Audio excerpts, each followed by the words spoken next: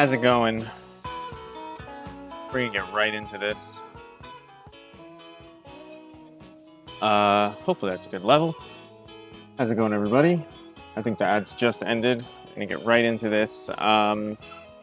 Just continue. I played a match earlier yesterday with Delver, or against Delver. I lost that one pretty quick. We're just gonna finish up this Legacy League, and then probably queue up a Modern League. Just stay a little bit fresh in the format. Try to, I don't know, recover our psyche. We were losing Modern League games for a while, and just got fed up with it. So we stopped playing it. But you can't just give up. I think there's less food now. I don't know. How's it going, Cactus? Yeah, I want to play first. And yes, you play the deck to keep these hands. So this is a weird, well, I won't say it's weird. It's not the most standard build of, I probably should have played Cavern, as opposed to Wasteland Protection, because any Wasteland deck is also going to have, well, maybe not. A lot of Wasteland decks will have Force of Will, but I guess not all of them. So obviously we're going to get to put in Muxus here, and that's going to be pretty sick, and they might just concede immediately. Don't kill him. They're just playing... Oh my god, that's so bad! That's so bad. Disciples 2. Is it good? That was really, really bad for us. I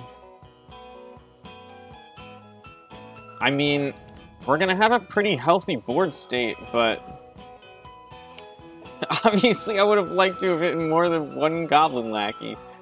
I guess attacking with Muxus and Goblin Lackey and Snoop, like, something will connect. Okay, they didn't have a way to stop that, so that's good. Food chain on top, Snoop coming next. So we got there. This is going to be Death and Taxes. So we'll bring in Pithing Needle, Null Rod. You can bring in Masked Vandal. I guess you do need Masked Vandal, don't you? Because Cauldra and maybe Chain Whirler is good. You know, just lots of X1s. And I think you... Pretty much, this has been like my sideboard plan every time. I take out 2 Snoops and a Harbinger. I think you're way less likely to get in with a Lackey in game 2. And I think we'll run it like this and be pretty happy with it. I don't even know what Disciples 2 is, but I'm glad it was good.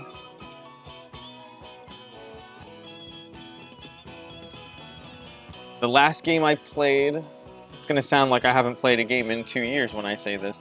The last game I played was, like, you know, like non-Magic-ish game other than, like, StarCraft.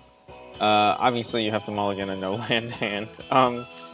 The last game I played was... This isn't bad.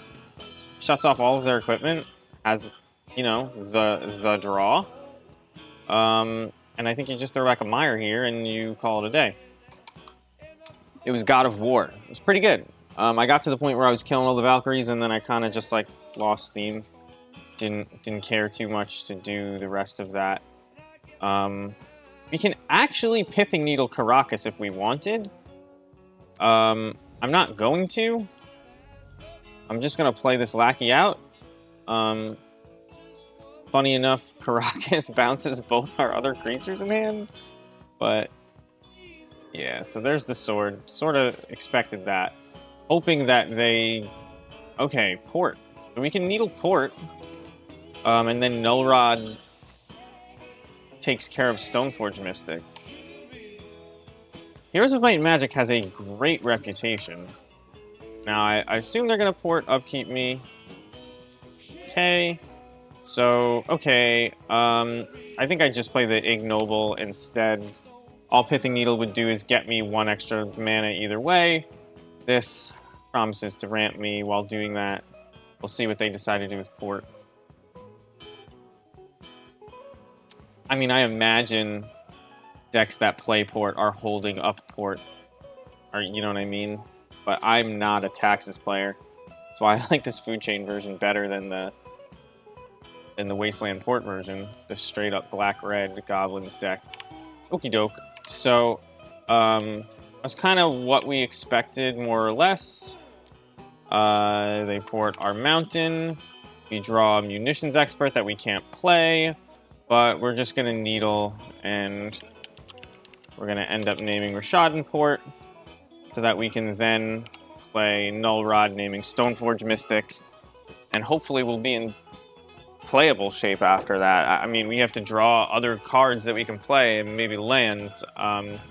Wasteland is actually bad news for us. It's making me almost wish that I had named Wasteland, but we're pretty far behind here. Like, really far behind.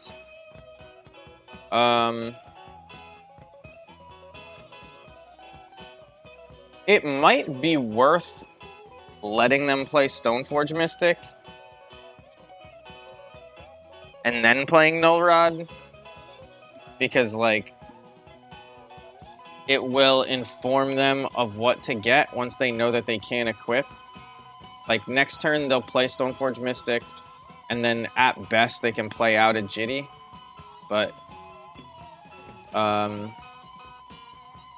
like, they should probably get Jite, and, this will encourage that. But, like, obviously Null Rod doesn't do as much against a Batter Skull, so if we play this, it does nothing. So I play Aether Vial, that's good. Stoneforge. And they reveal... There it is. So I believe we did the correct thing. We're dead pretty quickly either way, though. Can't cast that either.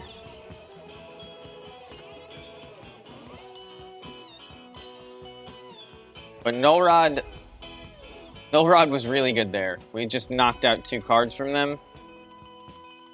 We're still taking 5 a turn, but we knocked out 2 cards for the time being.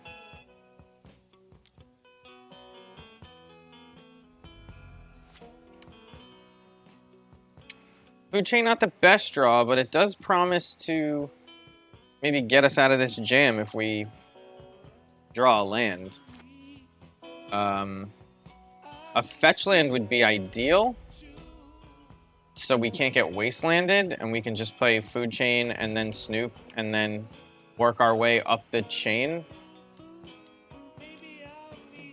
Although I guess you couldn't work your way up the chain, could you? They just had a second Stoneforge Mystic and Kaldra, so that's pretty bad for us. 9. We kind of have to win right here. So, Food Chain, or... Yeah, that doesn't do it. Alright. So we are dead this game. Didn't see anything we didn't expect, although... Not as many targets as I might have hoped for the Chain Whirler. I mean, on the... because there's always Mom, but Mom you don't get until, like, way later with the Chain Whirler, so maybe Chain Whirler's just bad against them, and you want the 3rd Lackey on the play. Magus is surprisingly good against these decks, but when I say good, surprisingly, it has text against this Plains deck, basic Plains deck, but I don't think it's actually good. So, yeah, I mean, this is a keep. You have to draw vaguely good, but we're gonna save our green source, our actual green source, for a turn when we're gonna play Food Chain, because this could get wastelanded. But we might be playing Food Chain next turn. It looks like we are. Nothing to Food Chain up to, unfortunately.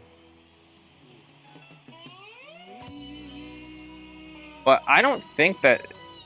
They haven't seen Food Chain. I'm unsure if they know we're on Food Chain. So, like...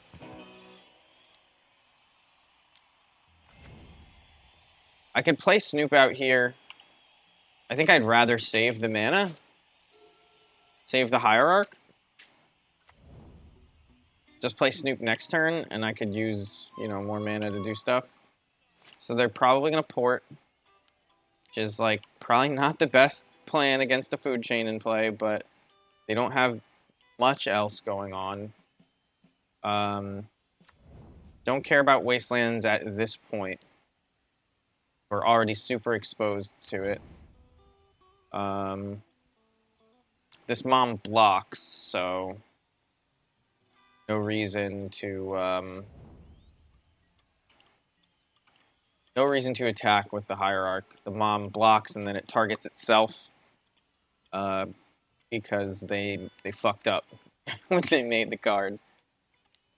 They forgot that target creature included her. Although I guess, you know, if it's her T that's given them the strength to go on, she's got access to that T as well, so.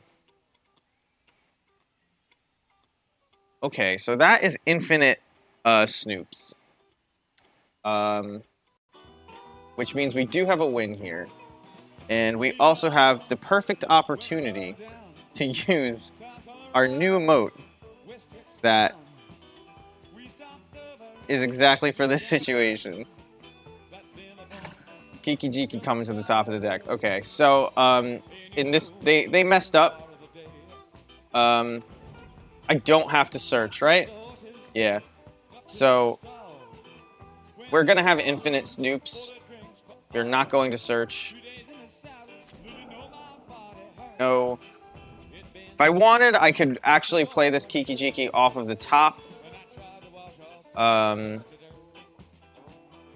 we're gonna make infinite ones. So we'll play this out. They see the writing on the wall. Legacy players know when they're beat. Legacy players do know when they're beat. Modern players never concede. Legacy players are just like, yeah, okay. Don't take forever to kill me. I'm done. I'm done here. Oh God. Just getting stupid text messages. So that's good. We're not actually 1-0. We're 1-1. We're 1-0 on the day, though. So I'll take it. So this has both our enablers, tons of mana, uncounterable goblins in general, vaguely resilient to Blood Moon, or not Blood Moon, Wasteland.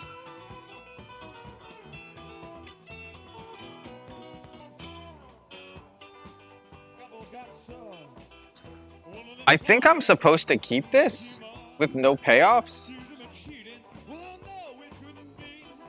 This is a real legacy keep. I would not keep this in any other format. Two spells with no payoffs and then the rest lands, but like, this is almost 6 mana, even if these don't resolve. All right, this is Elves. This might have been a mistake just because of how fast they are. But against most fair decks, this would have been fine. And we may yet make it out here. Elves is not playing Wasteland as far as I know, and to be able to play turn 2 Food Chain, I'm gonna need more than Cavern mana. So we'll play out the Taiga. And likely play Food Chain next turn. I'm not entirely sure. Alright, so they're value glimpsing, which is like sort of good news, sort of bad news. I mean, Forest... Oh, Gaia's Cradle? That's bad news. Maybe it's less of a value glimpse than I thought, although these don't make mana together. But they did kind of get there in the sense that it looked like they didn't have an elf, and then they found one.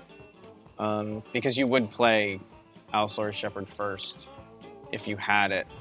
Oh, that's really good for next turn, I guess.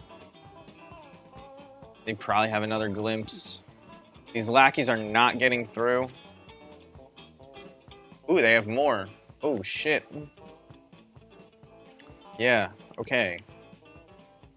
This is a really good turn for them, and I think we're dead next turn if we don't draw. What would I have to draw? I guess I could draw a Fury. I have 2 of those main deck, which would be pretty good. Could even cast it. I actually might be able to hard cast it. Because you get Food Chain in, and then this makes 2. Nah, you can't hard cast it, but we're looking pretty dead.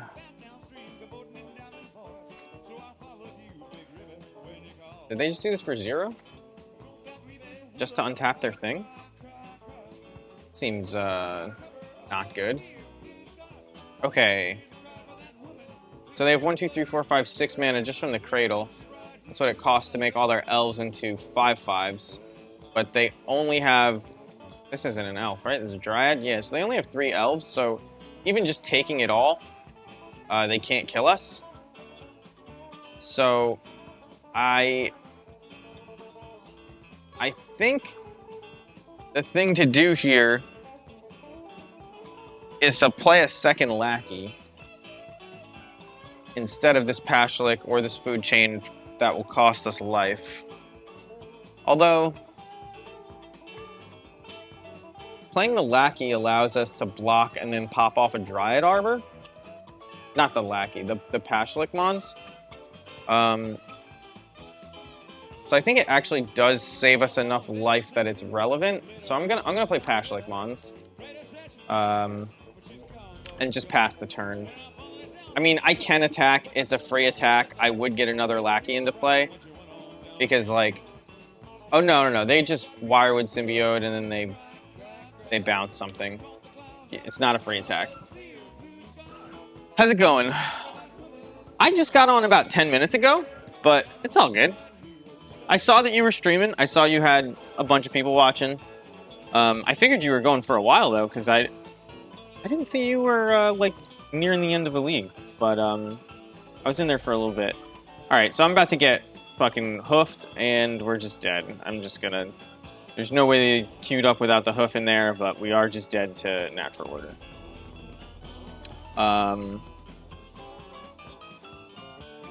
You have to see a house. You buying a house? Damn. That's streamer cash. 13 viewers does enough. We're gonna bring in Chain Whirler. Renting, I figured. Mindbreak Trap isn't bad. And Magus is bad, but it's better than a lot of the things we have going on. So, I think, like, War Chief is probably pretty bad here. Like, I think you can trim...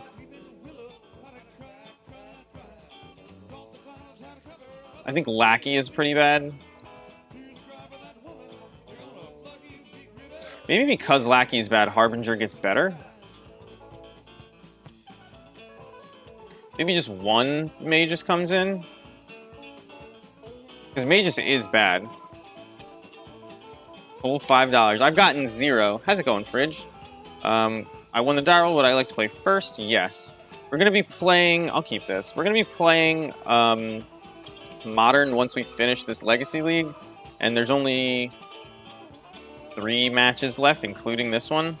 Even though this it says I'm 1-0, it's because I cheated.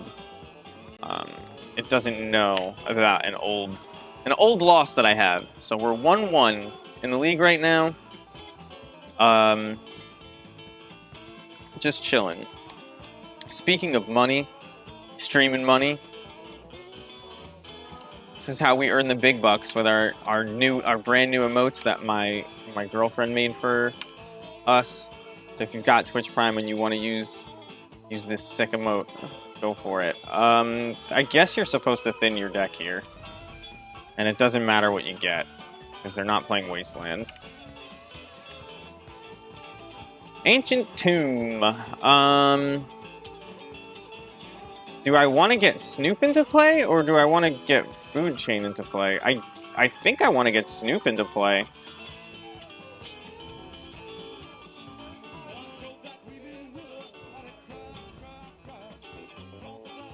I think Snoop just, if you get it into play, there's like the chance that a Hierarch is on top. There's a chance that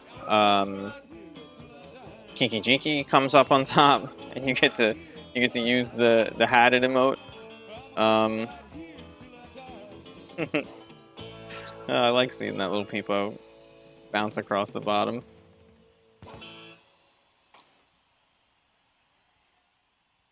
So,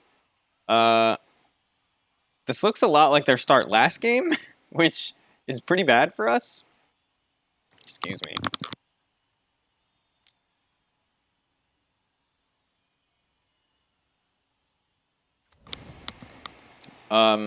Although Quirion Ranger, oh man. Yeah, this is not looking good for our hero, considering a lot of this is lining up the exact same way, and we didn't even come close to winning. Is this Progenitus? Yup. Okay, well, turn 2 Progenitus. That was pretty good. I didn't even know you could do that with that start. That's something new. Forest, Guy's Cradle, Dryad Arbor, Quirion Ranger. That equals Progenitus these days. So we're not dead yet. Notably, Progenitus has protection from everything. So it has protection from Caracas. I guess I'm supposed to get Pashalik Mons out. I'm really regretting leading on this Foothills because I forgot that you're just supposed to shuffle with Snoop. So if I'm getting this Pashalik Mons out, then it doesn't matter what I play? Okay.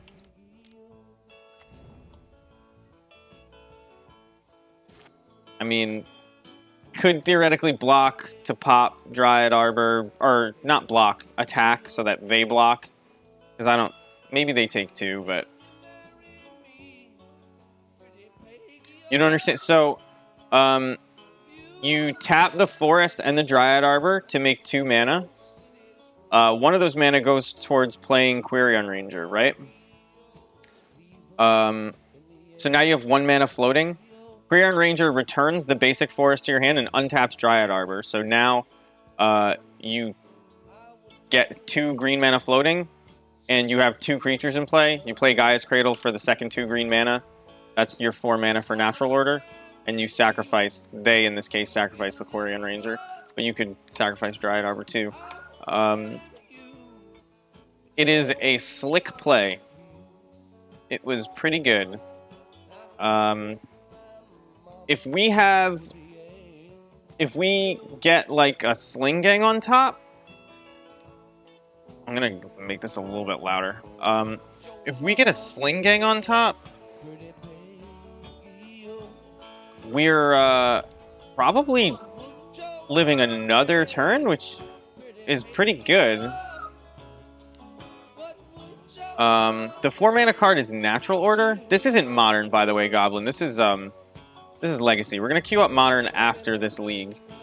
Just like discuss what the developments have been. I'm gonna take a look at like the challenges and see what's in the top, just to, you know, inform our sideboarding a little bit more. See if food is up there. I'm sure that what's in the top of the challenges has nothing to do with the nonsense I'll face in leagues, but yeah, we're on Legacy right now. All right, so we're dead. We're dead. That is game. All right, we got punked by elves. Maybe I kept a bad hand against elves once I knew it was elves. I probably needed to mulligan a little bit more aggressively for action. But I guess, yeah, the last couple times I played elves, they were really slow, and I was mulling against them like they were a combo deck, and I felt, I mean, I won those games, but I felt silly when they, you know, when the games went on for 10 turns and I'm worried about turn 2, right? And they were doing the whole value thing with Symbiote. So I guess I was correct, though, in mulling for combo-ish, you know, type concerns. Because there was no way I was beating that without, like, Fury or something like that. To clear. Although, I would not have played Fury had I had it in my hand there. I would not have expected the turn 2 natural order for Progenitus. Like, I expect natural order for Progenitus, I just don't expect turn 2 natural order off of turn 1 Dryad Arbor, but that was a pretty cool start they had, so it is what it is. 1-1 on the day, 1-2 on the league. Hopefully we can... Aw, man, this kind of stinks. Just a bunch of expensive cards and no real way to cast any of them. This hand is better. I'm gonna keep this. It's really bad against Wasteland, but you have like all of your utility-ish cards. I actually can't cast this War Chief, but I can Cavern into Harbinger and put something relevant on top. And they're mulling to 5, which means this Caracas might be great. Do you lead on Caracas in... I don't think you ever lead on Caracas, right?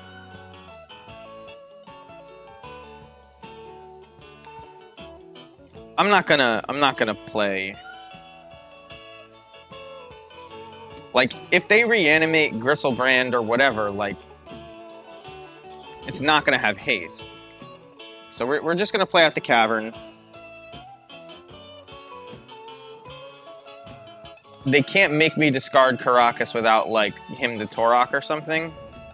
But it doesn't even look like they're on anything as aggressive as I thought. They just got a little bit unlucky with their mulligan, I guess, to go to 5. Dragon's Rage Channeler. So glad I didn't do anything silly. I don't even know what I'm putting on top. How's that? I guess Ringleader? I don't have the Chain Whirler main, so like... Could get Expert. Could get Lackey, probably bad. I feel like Ringleader is like the best option, but... if I got Expert, I couldn't even play it, so... Could get Sling Gang. I have 5 mana in hand, and this is the 6th. If I could ever play it, though, so I need to find mana anyway. I think, next turn, we're probably playing this Ignoble. There's nothing I can search up to play along with the Ignoble, which kind of sucks. Yeah, the mana kind of stinging here. I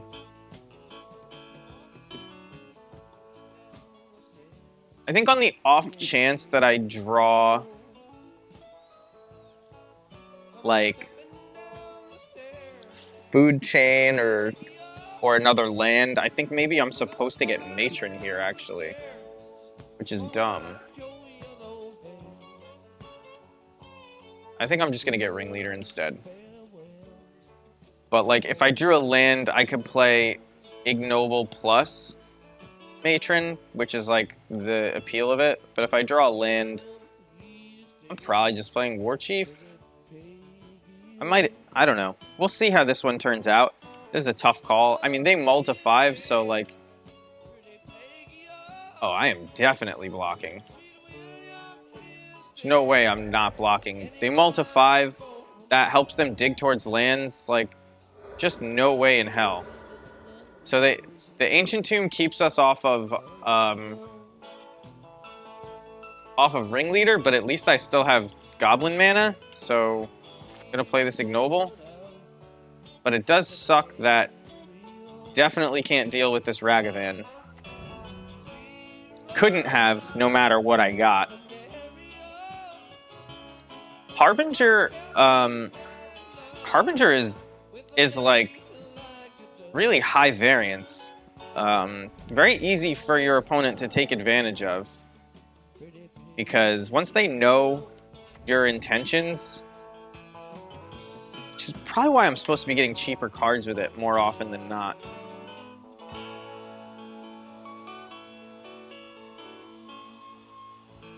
But they have a second Dragon's Rage Channeler, a Ragavan. They dumped a Delver with this Ponder, and they didn't shuffle.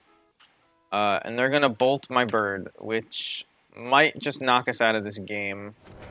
We'll have a couple turns to figure it out, but I guess at least we can Karakas the Ragavan. There's that. But we're going to be taking 3 a turn until we do something about that. Expressive Iteration, that's fine. I mean, I don't like it, but can't stop it.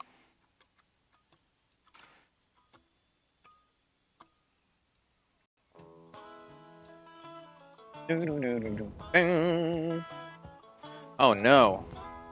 Wasteland hurts.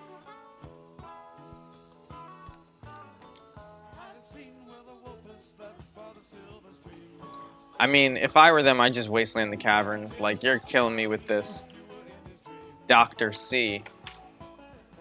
And, that, yeah. Yeah, I think that's the right call.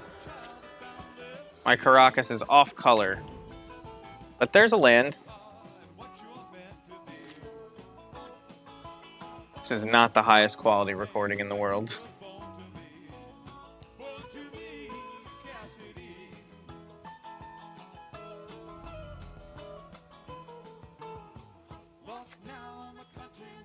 Basics. A lot of basics out of this deck.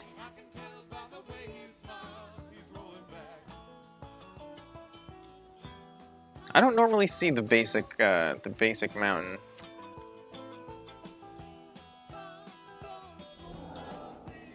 Murktide Regent hurts kind of bad. I mean, take that back. Don't say that. Take that back. So I'm gonna go to 1 here. Oh, and then I'm just like, I'm dead to dashed Ragavan. I mean, not dead. I'll have this Matron to chump with, but who am I? I don't think that this turns out good. I don't have Sting Scourger in this version. We removed it for something else. For Pashlik Mons, I think. We should have Sting Scourger. It's just proving more and more relevant all the time. Yeah, I don't have a way out. Well, yeah, because next turn, even if I drew Food Chain, I just cast it. I can't get anything else into play. So, that's game. You bring in all your Pyroblasts because it's Delver. Even though it's really bad against monkeys and shit.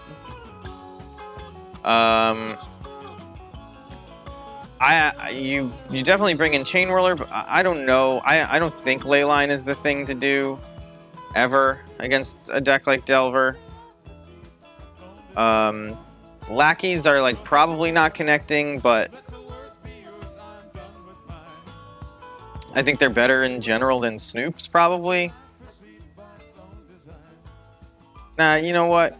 Snoop is probably in general slightly better than Lackey in this matchup. Just because it's gonna go long. The rest, I think I mean, I don't think War Chief matters. But is there anything I want to bring in? Like Leyline? Meh. Surgical? Meh. I don't really think it's smart to attack them on the graveyard front. Maybe it is, and I'm wrong about that, but smarter man than me will have to find out. I guess you keep this. I mean, do I save this Pyroblast for a Regent, or do I save it to try and force through a food chain? I don't know. But I love this mountain. This mountain looks so good with the rest of the theme. So I'm happy about that.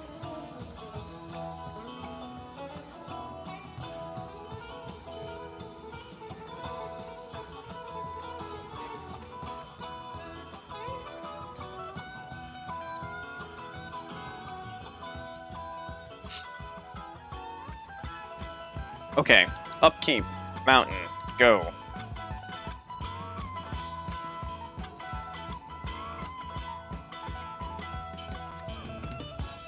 What do you got? Dragon's Rage Chandler, that's fine. I don't play Lightning Bolt. Wooded Foothills, go.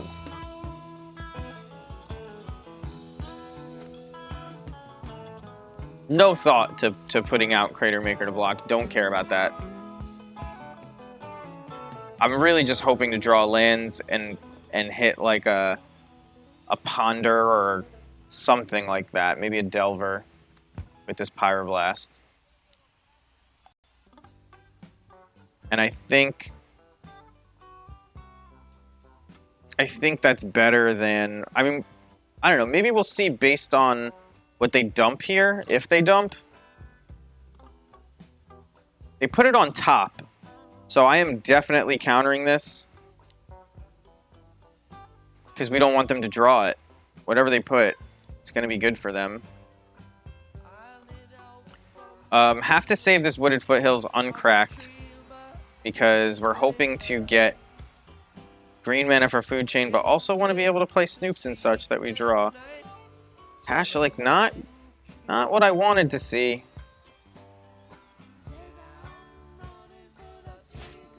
This recording is actually really, really bad.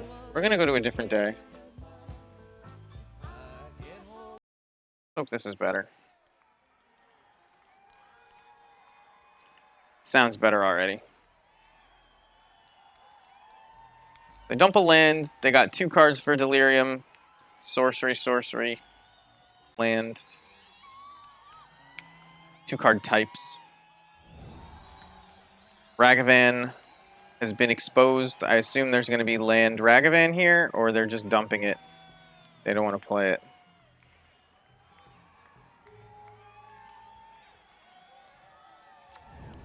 Yeah, here comes land Rag.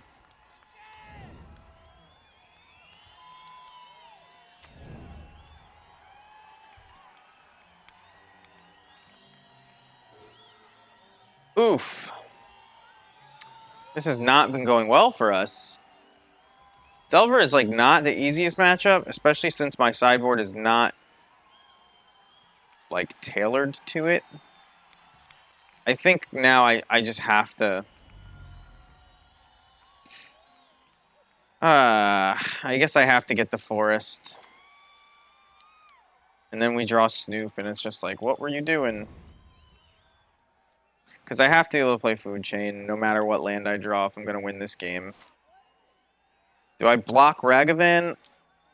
Maybe. If I was even allowed. Unholy Heat. I think we're just dead. These cards are so good to believe that this basically every single card except Ponder is modern legal is insane. That's why I haven't enjoyed playing Goblins in Modern right now. Because I just feel like you have to warp your whole deck to beat these silly 3/3s and 2/1s, and I don't know, it doesn't feel right. They feel like they're playing a different game than us. As far as Legacy goes, it's the same game. Like, but yeah, glad I didn't get the Taiga. Because I really need 3rd land if I'm going to win this game. There we go.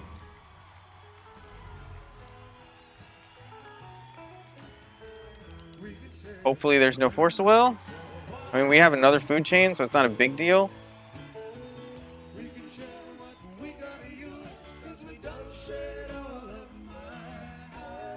mean, they know I'm not playing anything off of the food chain this turn unless I have, like, Evoked Fury, which would have been sick. But next turn, we have the chain. We have the chain up to Muxus, which might win us the game. We'll see how that goes.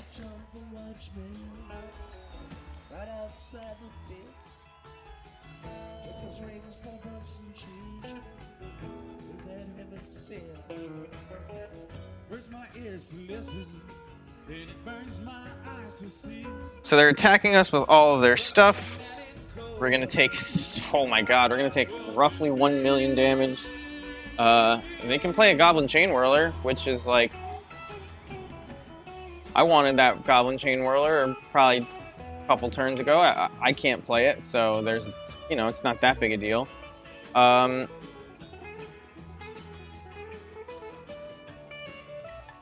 I guess we play around days here.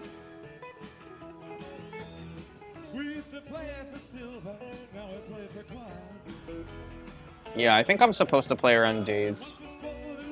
So we'll just grab Badlands. It doesn't actually matter.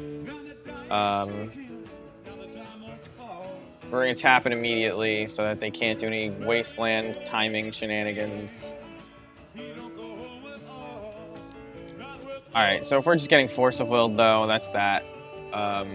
We don't have anything to get us back up.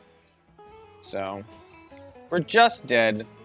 2 of the losses in this league to Blue-Red Delver. It is what it is. That is par for the course in Legacy. You're going to lose to Delver decks.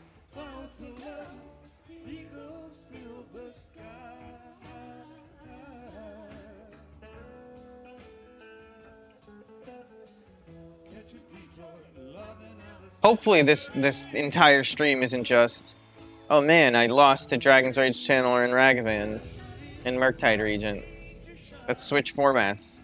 Oh man, I lost to Dragon's Rage Channeler and Murktide Regent. Oh man, Zelron is the Delver player who beat us at the beginning of the league, like a day or two ago.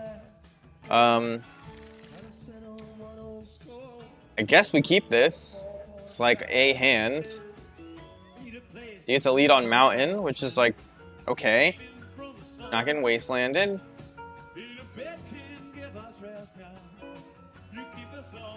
Can't cast Food Chain if I draw it. Not too far from Muxus. Here's another Blue-Red Delver player. And I said I hope this league wasn't all just, oh no, we lost to Ragavan and Zelron's going to be our nemesis. They're going to beat us twice to bookend the league. Zelron Hubbard. The Floodhound. Doo-doo-doo-doo. This show is a lot better.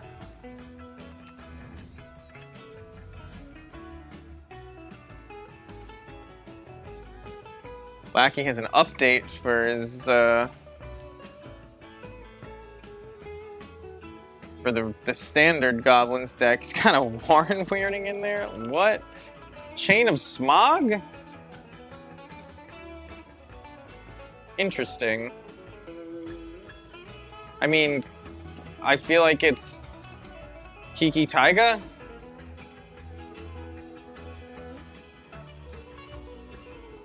I think I have to get rid of...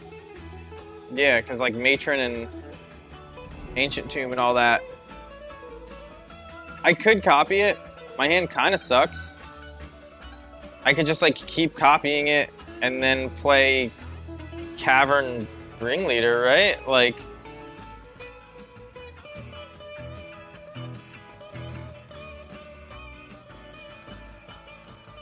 If I copied it, I would discard Snoop Matron when they sent it back at me. I don't actually think it's good magic to copy that.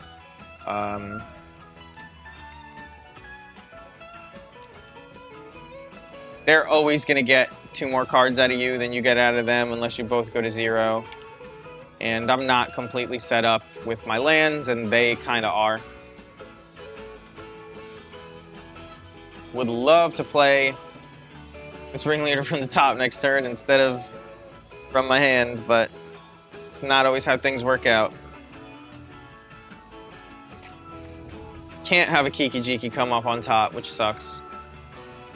They decide to play Sedgemoor Witch instead of doing anything good. Do I play Ringleader here or Expert? Like, I can kill Sedgemoor Witch right now. And they already Chain of Smogged me, which means, like, they must have another. Let's play her on Daze.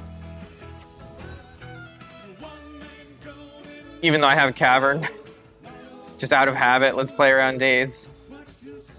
Probably shouldn't have played the Ancient Tomb, though, considering the Wasteland, but...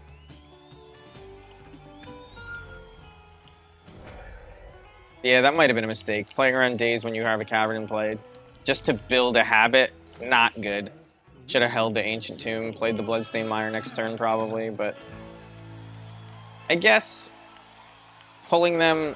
okay, so they don't even hit the Ancient Tomb, so I'm glad I played it. Yeah, I was going to say, I guess the Cavern might be a big enough target. If they don't have a force here, I would be shocked, but luckily we have 2 ringleaders. And maybe even a goblin off of the top of the library. Well, I guess not a goblin off of the top of the library anymore. So if they have Force Blue card or Daze, this ringleader's bad. So maybe I'm just supposed to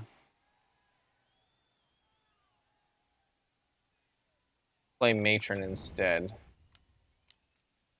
Let's do that. Let's play Matron, and we'll get Ignoble.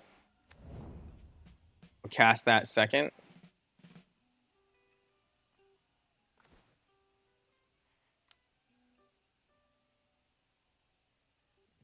Forcing any of this is silly when they know I have a ringleader in hand. All right, they daze that because I guess it's dead once I play the ringleader next turn, or as I'm trying to play ringleader next turn. So like, I guess that's a decent use of daze. I sort of played into it, but you know, sort of with a low value card. No more Wastelands in hand. They're either shuffling or playing a 3-drop. I'm not sure. I don't think they had a reason to shuffle. So it's probably Sedgemoor Witch here. No, it's Expressive Iteration and keeping up red mana for Bolt. Or, yeah, probably Bolt, I would think.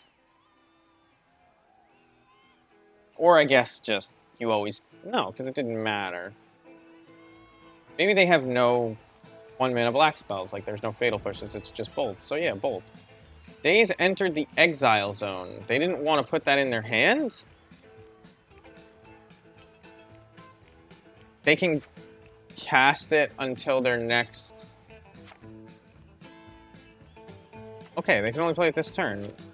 There's probably another counterspell over there, I would think. I think I'm supposed to play Ringleader over the food chain. Okay, they didn't want to daze me, even though they knew. Well, we have the combo in hand, but Kiki Jiki's in the yard. So, those are just honest Magic cards. Snoop and Harbinger right now. Pretty bad ones, I would say. I mean, Snoop is actually pretty good, but... also, Snoop plus Harbinger and Food Chain, you can put anything you want on the top, and yeah.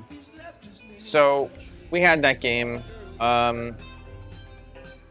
So this is Grixis Delver with the smog thing going on. I mean, Chain Whirler's going to be relevant. They seem to very much not care about having basics.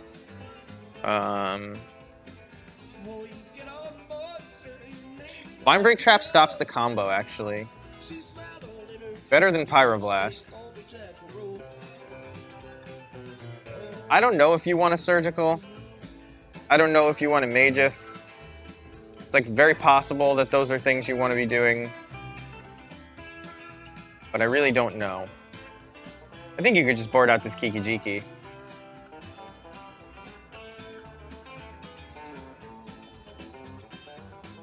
Is there a card I would cut here?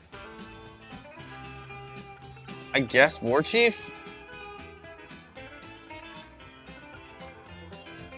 But like, if you're cutting out Kiki-Jiki, like, why even keep one Harbinger in? I think the third Pyroblast isn't even that good. And I think that Lackey's probably kind of bad against most Delver decks.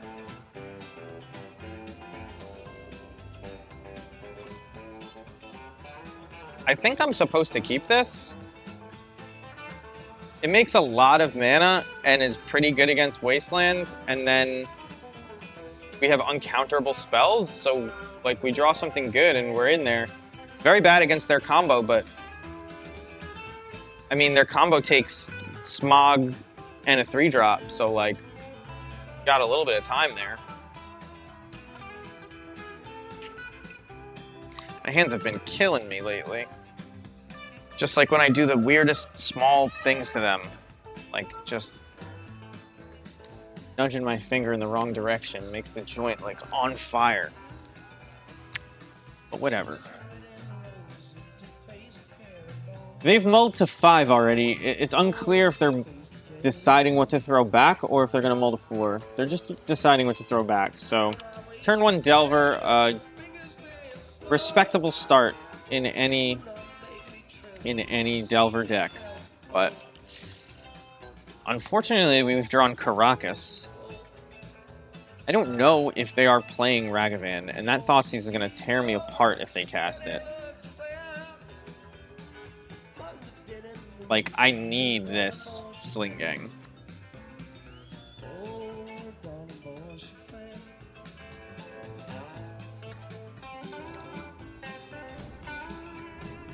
Sedgemoor Witch is a very cool card, though. I'm a big fan of cards like that. That hurts.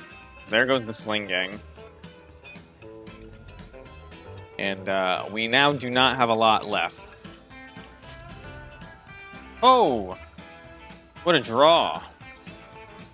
I guess I'm supposed to hedge. Like, there's a 1,000 ways to hedge here. You can hedge against them playing Ragavan. You can hedge against them Force of Willing, your only relevant card that they know about. I'm going to go with the second one, especially since I need the mana. We have 5 mana next turn. Probably going to play the Caracas.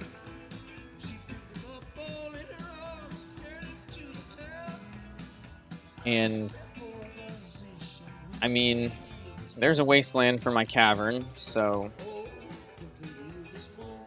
it is what it is. It's why we're saving the second Cavern. So, this is such garbage. So, I feel bad, but Grafdigger's Cage is currently bugged with Muxus. Maybe it's not. But Muxus is my only card in hand. I'm gonna cast it if I get the chance, right? So, like,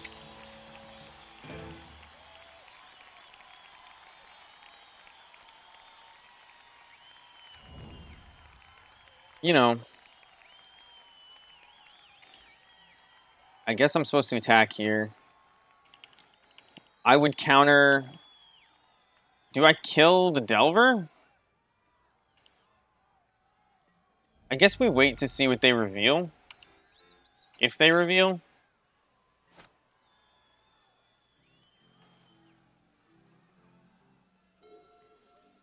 Oh.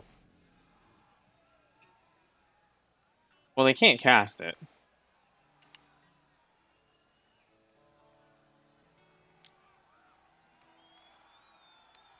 Just gonna save myself some life because this Wasteland's gonna cost us a turn one way or another. Most likely. Maybe they just, like, they want to be able to cast Sedgemoor Witch so they don't use it. Nope. There you go. So, we're going to play out Caracas. Oh. Well, we know they're one card in hand, so 1, 2, 3, 4, 5, 6.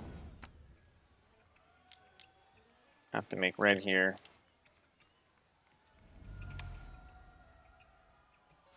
And normally Muxus wouldn't bring things into play, but we don't live in a world where Magic Online is exact. And I'm playing my 4/4 to race you. That attacks for 6 normally. I cannot stop it from being good.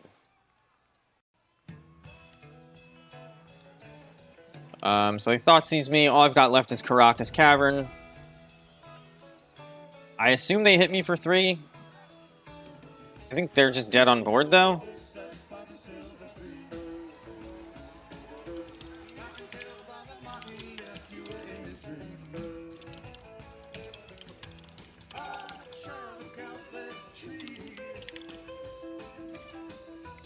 Just telling them that Muxus is bugged, and I feel bad about it. Just not going to attack with this Goblin Wacky. I don't know. It's just 1 point. It doesn't matter.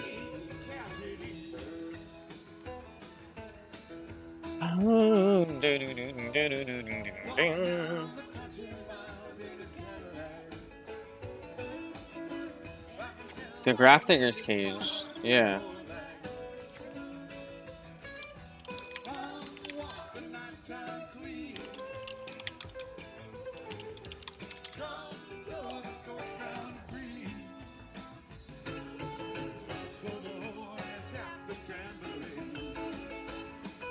Alright, so they take 8. I guess I'm just gonna play this Caracas out. We'll attack with Muxus again next turn. And then do the thing.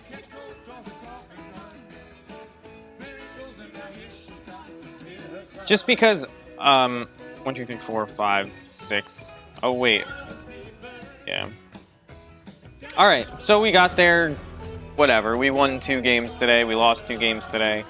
We had lost one earlier in the week. So that's going to do it for the Legacy portion. We're going to move on to Modern here. I haven't played Modern in a week or so. Probably 2 weeks, actually. The last... This isn't it. This is old. Jund Pyre Goblins, I believe, is what we play these days. Yeah. So last I looked... This was the state of things. I believe this is playable. And on the chopping block right now are one of the Harbingers and maybe a Crater Maker. This was the adjustment I made so that you still have the second combo, but you only have like 1 copy of the other combo cards so that you could fit 2 main deck Furies in. And I think that's fine. But on the chopping block is this last Harbinger for a Sting Scourger. And I think I'm going to do that just to test it. There are matchups where we want to just combo ASAP. But those matchups are matchups where a turn 2 Blood Moon is also good. So, I think being like a little bit better against Murktide Regent and the occasional Reanimator deck will make up for that. I don't think Chalice is great. I would almost rather these be more engineered explosives, but I don't think that has been good for me. We're going to take a look really quickly at, I'll do it here first, MTG Goldfish, just so I don't accidentally pull up something weird. I'm going to take a look at the meta real quick. Oh man, I missed. I missed and it disappeared. Just trying to make it a little bigger so it goes to the other layout. Decks, popular, modern, and we want to not see the league decks. We won't, well, I guess a prelim, but like Yes, I know Hammer is doing good right now, but I want to see... Alright, so the Modern Challenge top 8. What is this 4-color deck? Alright, Polymorph, which was, you know, sort of a coin flip deck. If that's going to happen every time, I'm just going to go like this. So 3 Hammer Times in the top 8. Red-green. What is red-green? Is this Zoo? Was everybody just, like, away for the weekend? This is... Oh, it's... Okay, so it's just Titan with Lightning Bolt. Yeah, so the combo is, like, super unlikely now. Although, it is how you race Hammer Time. I don't think Blood Moon is actually good against Hammer Time, but Chalice actually is. So... maybe we keep Chalices. Jeskai Wurza. We don't have good matchups against any of these decks, to be perfectly honest. Like, coin flip, unfavored, coin flip, even.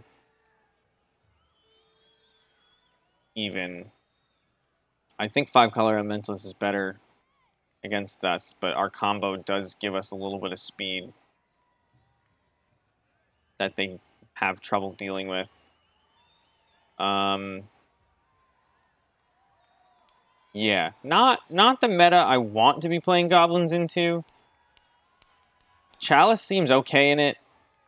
Blood Moon is okay in it. Blood Moon is going to turn off, like, all of 5-color Elementals lands, basically, and stops Scape Shift, stops Tron, or not Tron. It does stop Tron, but it stops Titan. Hammer Time, it's not really relevant. It looks like Blue-Red is just, like, not successful here, even though it's probably the deck to beat still. Although Hammer Time is really good. Alright, so maybe Stink Scourger is good against Hammer Time. We're gonna see. Doing some testing. Fury can definitely clear an early Hammer Time board and slow them down long enough for us to combo. So we're gonna queue up this Junpire Goblins list. I kind of want to bring this stream down to make the VOD separate. I think I'm gonna... Can I... How do I... There should be a way to, like... chunk the VOD, right? You can add, like, a... Yeah, add stream marker. Alright. Let's see. Added at... How are the... Alright. I don't know what that is, but... We'll keep going. I'm going to change the title real quick to Modern. Modern Goblins Double Trouble Combo Bubble. Came up with that one all by myself off the top of my head. Well, let's get a league in with Junpire Goblins and check out the state of Modern. Don't know if Legacy of the Void is as necessary as it used to be. That's why we went down to 3. Could theoretically go down to 3 Chalice and 3 Blood Moon, but I think these are still good. Ish. Yeah. I have a feeling, my prediction right now, so the way the Modern meta has shaken out, there's this really aggressive aggro combo deck that is basically just Infect with, you know, some slightly different flavor going on. So there's like a really aggressive aggro combo deck that's dominating, but in general, it is pretty much a mid-range fest with blue-red, black-red, Titan sort of, but that's like a mid-range combo type thing. And the new mid-range cards that were printed in Modern Horizons 2 are just so much better than any card we play. Conspicuous Snoop actually comes close to Dragon's Rage Channeler in terms of the value generated if it stays on board. But Conspicuous Snoop costs twice the mana. And has 1 less power of attack, and it doesn't fly. So, Dragon's Rage Channeler is a lot better, is what it comes down to. And that goes for Ragavan, that goes for Unholy Heat, that goes for all of these cards. They're just much better in terms of mid-range strategy. Murktide Regent, Douthie Voidwalker. This is going to be that mono-red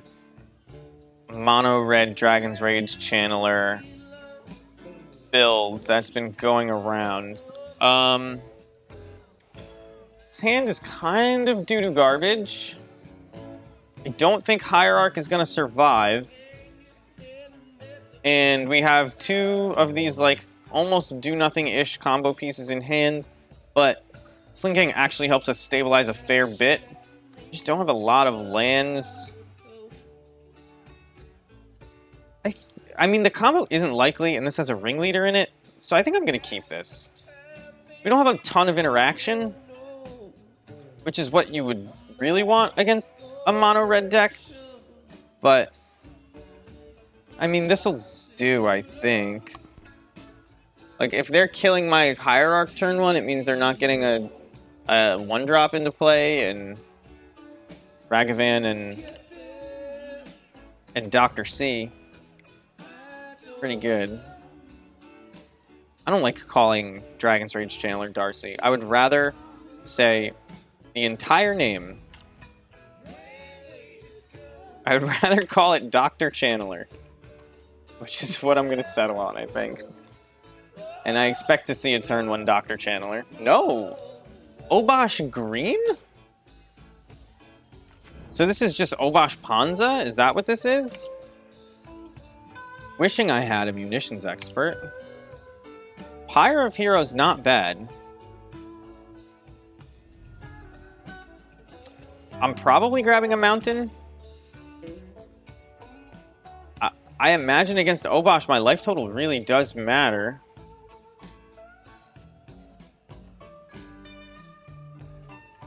I already cast Ignoble, and it survived, so yeah. Make blue mana, assert dominance. Go and get something. Preferably a castable something, but this is like, if I knew what I was doing, I would go get Sting Scourger. I don't really know what to expect from them. I think I'm just going to get Munitions Expert. If I knew I was drawing a land, I would get Murderous Redcat just to use all my mana. But you know what? If I draw a land, Munitions Expert plus Pyre of Heroes is pretty sweet, so.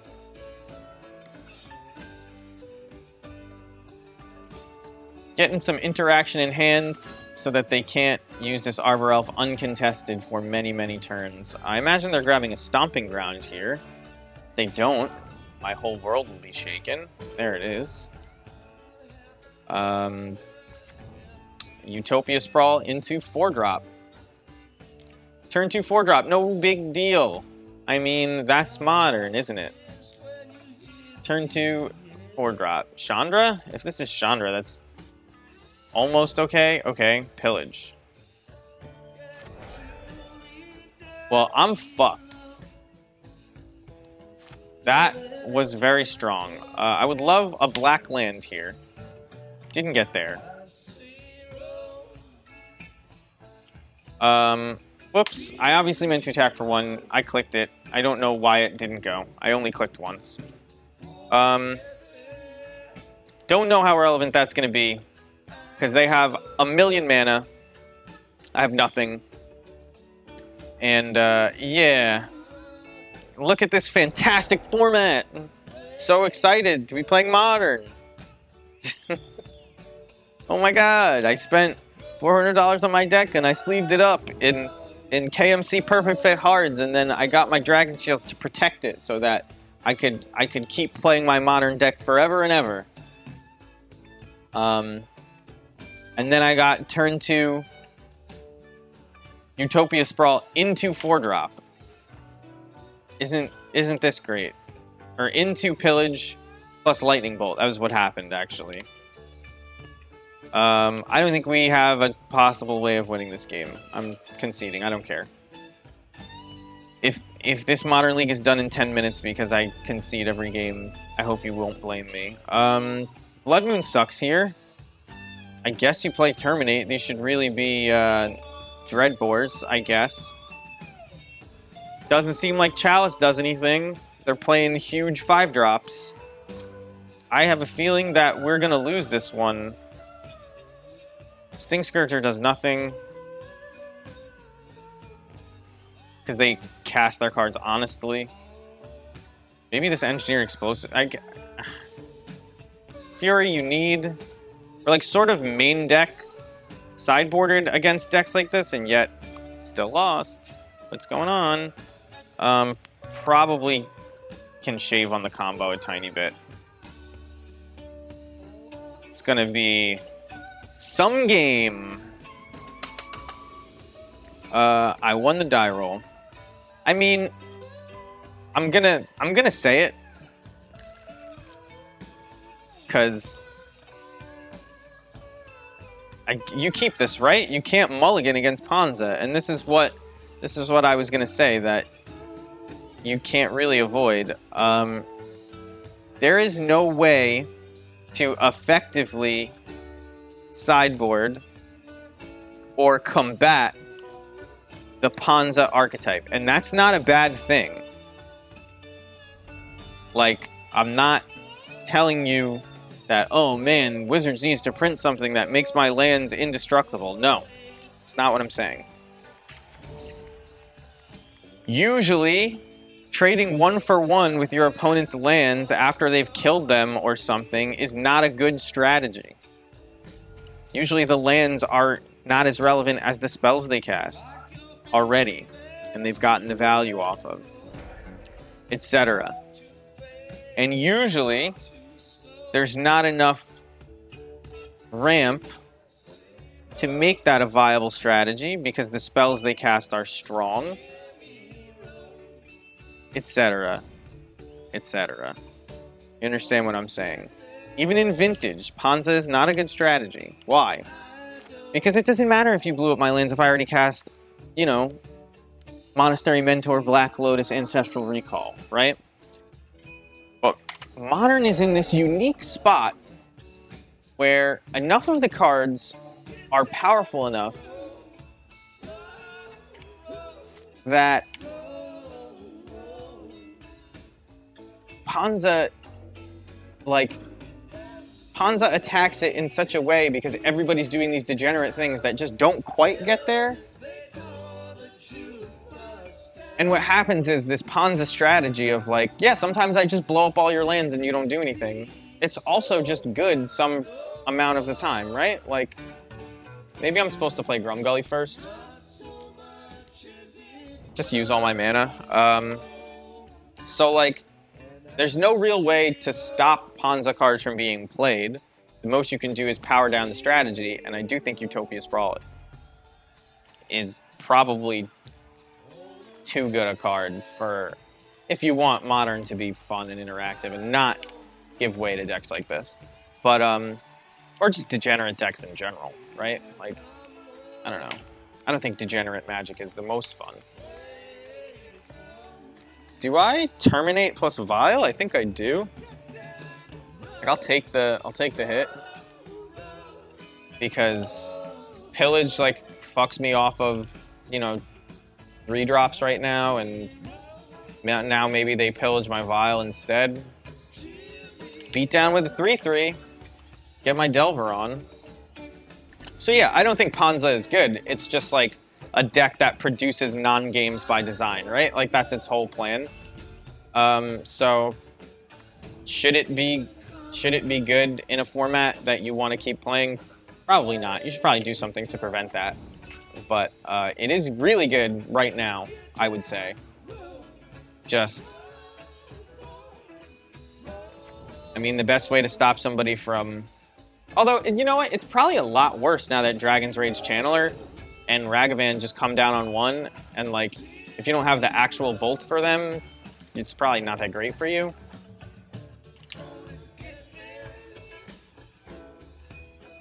I don't know. But for a while, Ponza was the best. Do I just play Snoop out and see what's on top? Or do I play Matron? I think I see what's on top. See if I want to shock this in. It is a 3-3 Snoop. Well, how do you think they have removal? I suppose we'll find out. Do I attack here?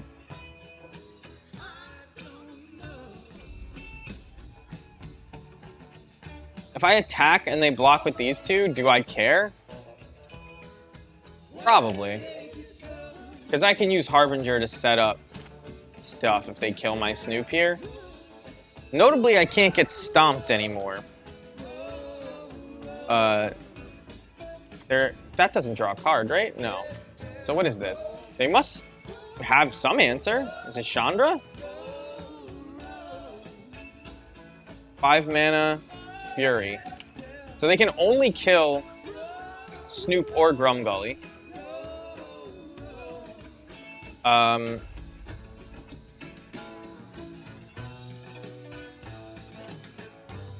they can't attack because we didn't attack, so that's good for us. Because we can play Matron and go grab Snoop again. And then, you know, unless the last card in their hand is Lightning Bolt, which it probably isn't, we should be okay. Although, are we just dead to Kessig Wolfrun on Fury? Green X tap, or green red tap is 3. And then they have 1, 2, 3 mana. So they would make it a 6/6 double striker. And we would get to block this and this. So we'd take 12, 13. We're dead to Bolt, but we're dead to Bolt either way. Like, should I play the long game here?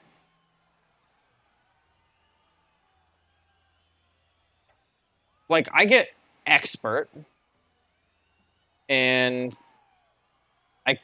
I lose the Bolt immediately if I get Expert, but I could kill this Fury, and the best they could do is trample one of their other things, which is still pretty good, actually.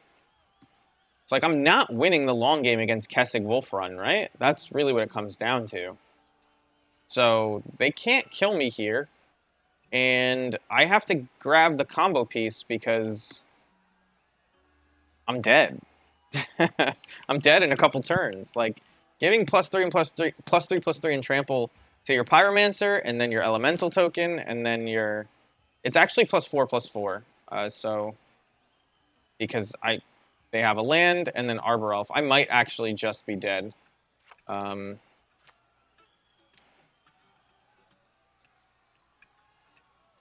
mean, you block the maximum amount by actually blocking here, right? And then this just trades evenly. So this is going to be like 1, 2, 3, 4, 5, 6, 7 mana. So +4/+4, 7/7 double strike. So this will be 11 damage, 12 damage. I mean, I'm giving up my whole board. I'm dead to Bolt, but it is what it is. Don't have a better way to win. Remember knowing who's that lonesome whistle blowing?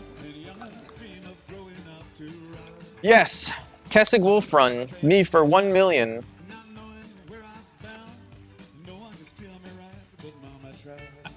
Did I do the math wrong? I blocked the max damage, so it's like, whatever if I did the math wrong and I'm just actually dead. I guess I could have vialed in Snoop and blocked the Elemental. So if I die by 1, that's a punt. But then if I block that, they just Kessig Wolfrun the Elemental instead. And, oh, it's a 9/3. Oh, fuck. Am I just dead? I'm gonna take... Yeah, I'm dead. Alright, good game. I mean, they had another land.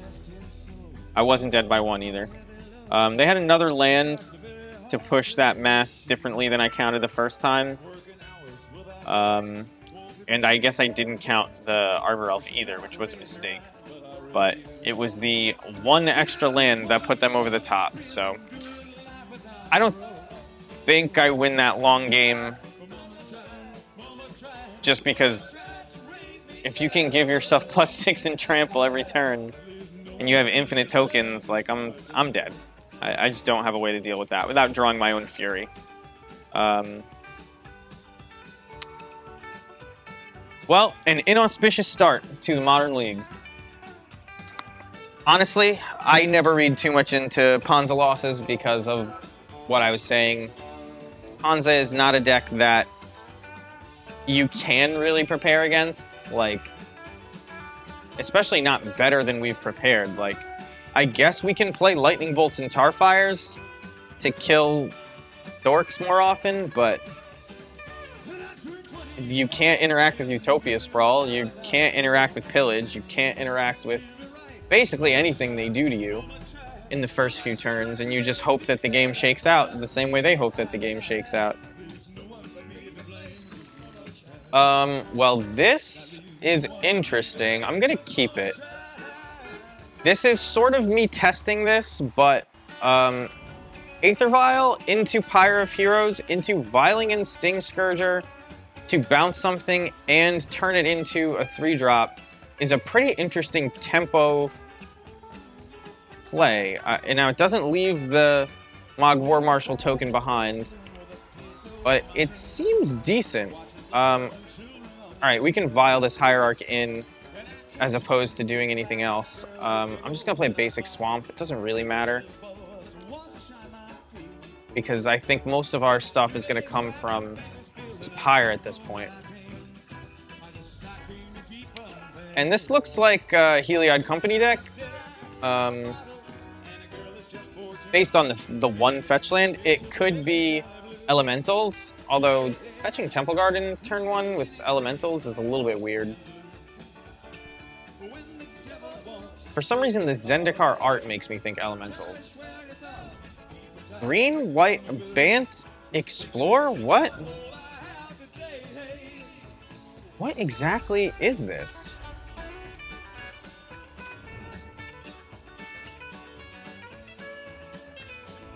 That is weird. What a shit draw. They didn't play anything, and I still have to play this out. I guess.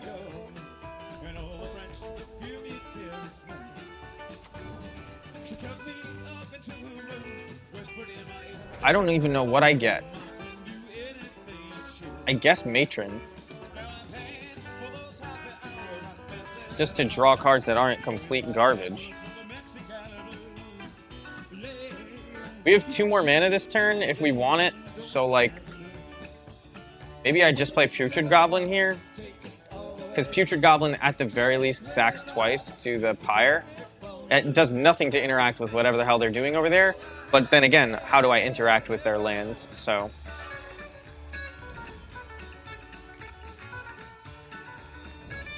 I don't know. I do not know what it is that I'm playing against. This could be Wilderness Reclamation. I mean, you see Explore, you assume Titan, but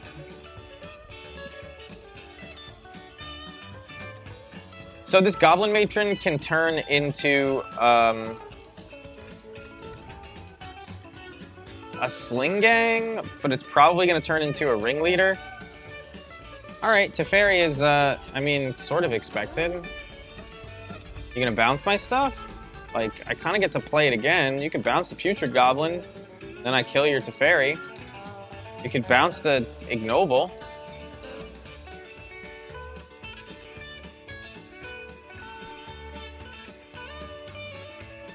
Putrid Goblin may have been worse than just getting another Matron, actually. Because if I get another Matron, I can then Vial it in, Gully, and then second Goblin. That's not that great. We'll tick up. Ugh. I mean, we can do 4 damage to Teferi if it's relevant.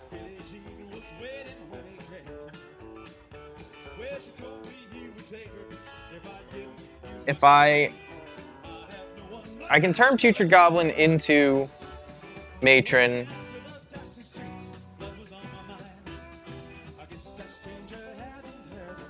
I think I just turn this Matron into Ringleader.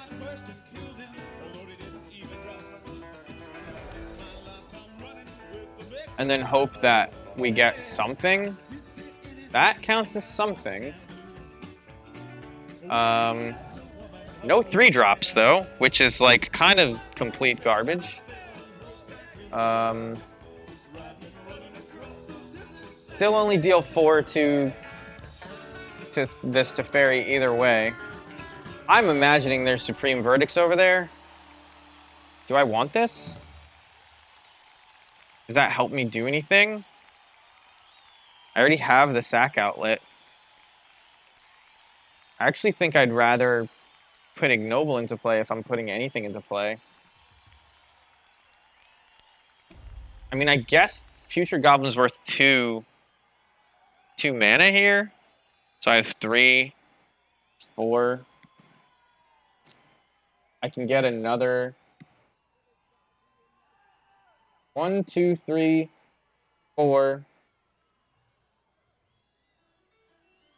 Maybe I'm just supposed to pull it off the top by, like, sacking Putrid Goblin. Nah, I think I'll leave it. Let's just attack Teferi so they can't draw a card. I'm not playing the Ignoble. I'm imagining that there's a board wipe over there. We're, like, pretty well set up for a board wipe, but you don't just want to play every single card in your hand out into a board wipe. Yeah, here comes... What is this? The search your library card. Bring to light into their board wipe, I assume. Is this that deck? I saw Jendrik playing a deck like this. I think that's how you say his name. Okie doke. So all my stuff dead. That persists. I am going to, at the end of it, I'm gonna fetch. I don't want to draw that Skirk Prospector. I want to get green mana. And we're gonna end up taking up. How's it going, Keska? Feeling like 5 ways if we didn't do that. We could win. Oh well, yeah. There was a lot of potential if our opponent was just a scarecrow over there, the goldfish in the bowl. So how many wins do I have here though? Because there actually might be a few. Although no way to have haste here. This can turn into Harbinger. I think I'm just supposed to start and make sure this Teferi dies.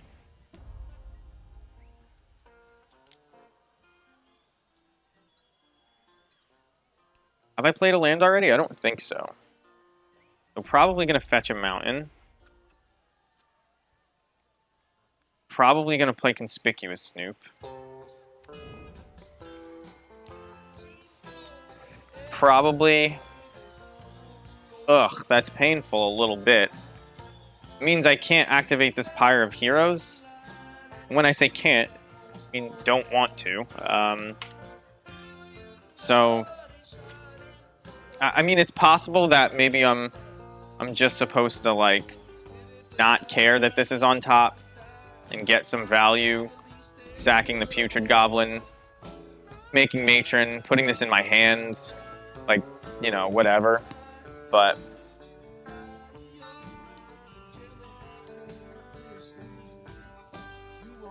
Omnath is not that scary. If they have a Lightning Bolt, they aren't dead. But I mean, they have infinite mana. The Omnath itself isn't scary, but anything they could have done with Omnath after playing Omnath, they could have already done. This might be Bring to Light for Valky. Like that's how strong Omnath is. All you need is one fetch land and an open mana source, and you can cast and a second open mana source, and you can cast Valky.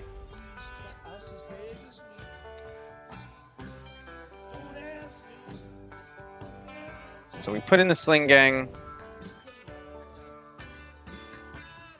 We're going to shuffle this Harbinger away, I believe.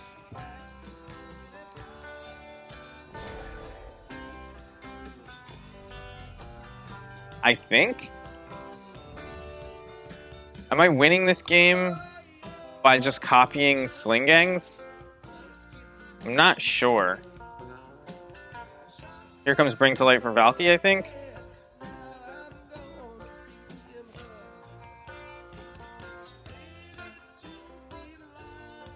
No, okay. What is this, just gain, it deals 4 damage to me now? Hierarch into Snoop, if I want to hold. I mean, that's a thing. You could do that. My question is if I'm winning just off of value here. Because, like, you could turn Putrid into Harbinger. You can turn Putrid into Matron. We could turn Ignoble into Sting Scourger, couldn't we? Bounce that Omnath. Not that it's that relevant. They get to draw another card. We don't have any of the, like, +1/+1 lords, but, like...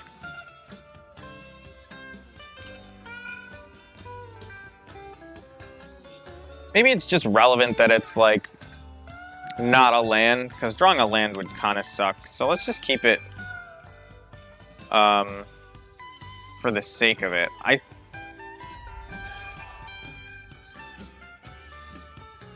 They have a Steam Vent open, a Stomping Ground, they have red mana open.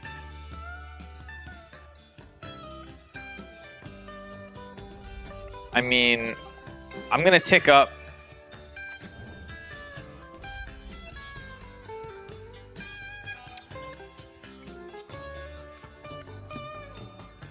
I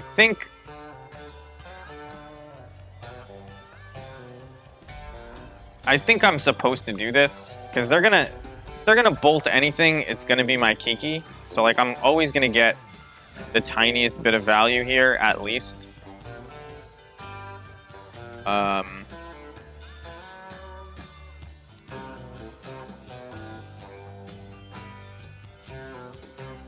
Doesn't actually persist. It was a token. Do I think Pyre is worth it? Yes. I played Pyre in the black-red version of Goblins. Pyre is amazing. What do you think I should wait for?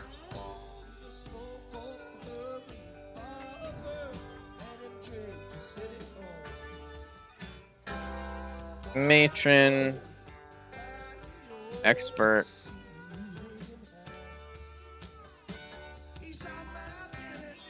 Like, if they had Bolt, we don't continue to get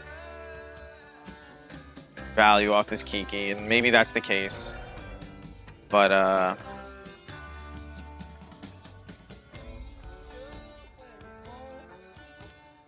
we can get Harbinger into play and set up our draw next turn, and I believe I want to do that. I'm just going to put a Ringleader on top. We'll fetch both our basics out. Just save ourselves some life. They're not dead, right? Like, had I gotten Pashlik Mons, I would have had a bunch more damage. Do I even have Pashlik Mons in my deck right now? I did take it out at some point. But 1, 2, 3, 4, 5, 6, 7, 8, 9 goblins. There's a possibility that had I grabbed Pashlik Mons instead of Matron, or instead of Expert, they were dead. Although I wouldn't have been able to get Expert, and I wouldn't have been able to get the extra Harbinger into play, so it would have just been 1, 2, 3, 4, 5, 6, 7, 8 goblins. They would have been at 4 more. Yeah, we would have been 1 short. Would have been 1 short. Should have done that math. But, I mean, this is like... Ow. It's like a spot on my nose that like feels like my glasses burnt it or something.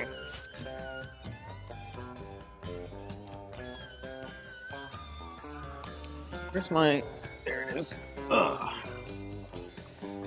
Bring to light for the answer. What is the answer? I ask you. I don't know. What does that look like? Omnath? It's Omnath. Wow. If Omnath is so good that you get it in the face of 6,000 goblins, what does that mean? Are you just like drawing to hope to find Fury? And pitch Fury to kill Kiki Plus? Oh, it's just that it's free to play Omnath, even for 5 mana. Because all you have to do is play a fetch land, and you get all of that mana back. Okay. Cool. Now, admittedly, I did some... Oh my god. I'm not dead. I can't be dead. There's no way. I refuse to believe that I could die while being able to gain 9 life on board to scape shift. No way. No. This is 1, 2, 3, 4, 5, 6 triggers. Oh, but Omnath is going to trigger a bunch? Oh my god. Oh, did these all deal 4 damage to me? Or like everything past the... No, they all do, right? Wow. Card is stupid. Oh no, it only will trigger once. Okay. So they all targeted me. I can gain a bunch of life.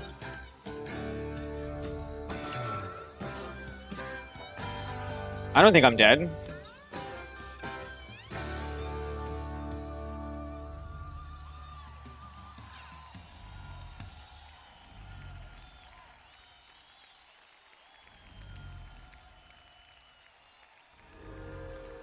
And then I just need to sack 3 more goblins.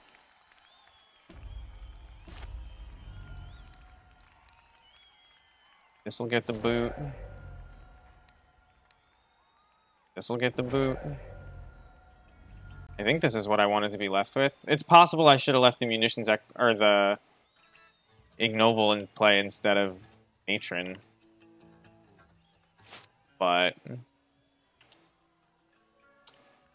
no. So, okay. I have 6 mana. This is probably already enough to kill them, but I just want to make sure. I make a copy of Sling Gang. That's 3 more goblins. I attack with everybody. They take a bunch. I sack 1, 2, 3, 4, 5, 6 goblins. And they take like roughly 5 or 6. And I have this ringleader. So yeah, let's just... Maybe we find a Kiki and we rub it in, but...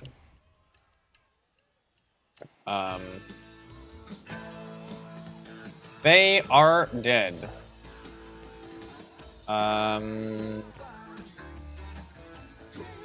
Watch this. Oh, this will be cool.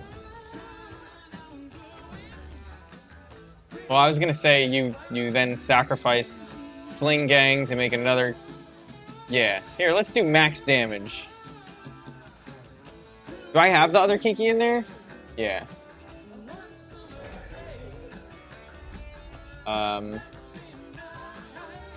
A2.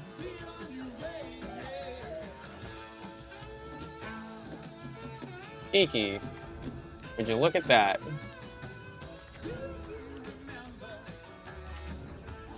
I like doing max damage, why not?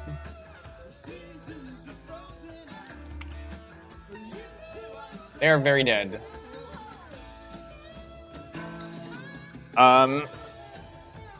Although, if you would ask me... Yeah, it doesn't say if it's the 3rd or greatereth time. Maybe the only reason they didn't write that is because they didn't know how to write or greatereth in that templating. All right, so we got there against Bring to Light. Chalice looking worse than Void Mirror here. That's something to think about. What are the chances that we get completely embarrassed by the 4-color, 5-color deck by playing Blood Moon? What are the chances? What do you think? My thoughts are almost 100%. It's almost 100%. Sting Scourger, like, it just lets them play Omnath again, so not that great. Greater Maker doesn't do shit. And Fury, not that good either. Actually, maybe Fury comes out and you want to keep, like, I don't know, maybe you want to put an Engineer Explosives in? I imagine they're going to Utopia Sprawl. I know. That's what I expect. But if they're playing Scape Shift, Blood Moon is going to be relevant, I think. Well, I can't afford not to bring it in. Let's put it that way. Maybe I want this Crater Maker? I don't think so, though. Maybe you, like, leave in Grumgully and Murderous Redcap and take out this Skirk. Maybe you leave in the Skirk so you get infinite mana, but this is at least the most bare bones you can make the combo. Oh, I guess at that point, why bring in Murderous Redcap over, like, Putrid Goblin?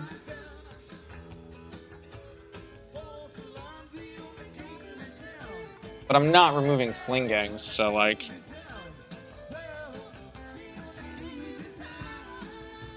It's close between Murderous Redcap and Putrid Goblin here. I'm not really sure. Not really sure what to do. Which one. I guess you're supposed to side with the cheaper card, but there's a chance that Redcap does something. I was playing Arena the first time in a long time the other day.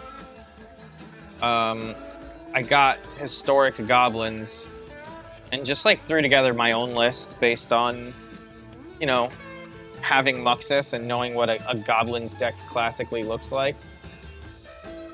And the surprise star in, like, multiple games. Do you keep this? I think you are supposed to keep this. The surprise star in multiple games was Ember Hauler, which I never expected. Land off the top would be so good.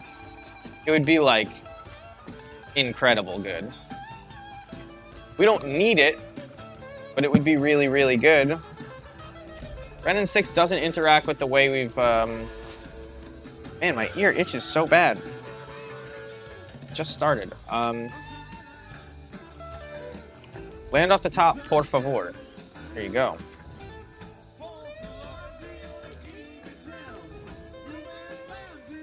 Another land would be the best, because then we could just kill them.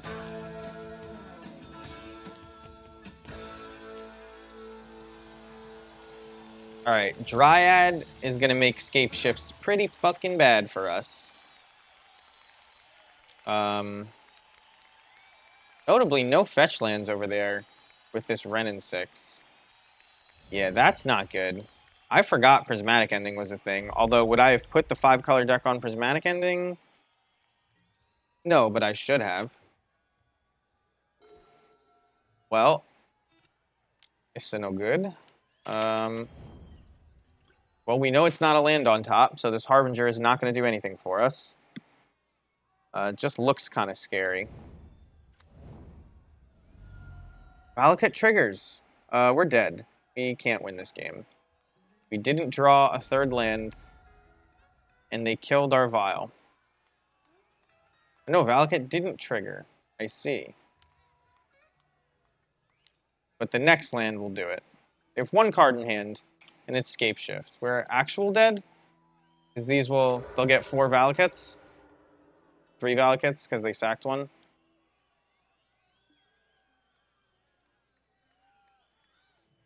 Just waiting. Just waiting. How many triggers is that? A whole bunch, I assume.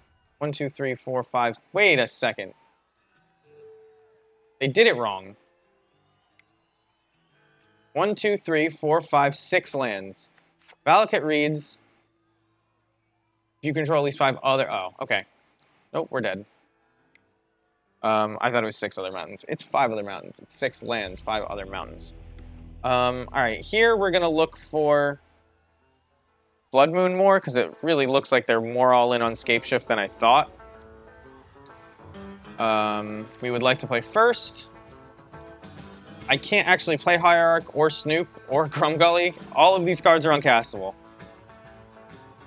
Okay, I mean this plays a turn 3 Blood Moon with basic lands. I guess do you keep double Blood Moon? I wonder? Yeah, you do.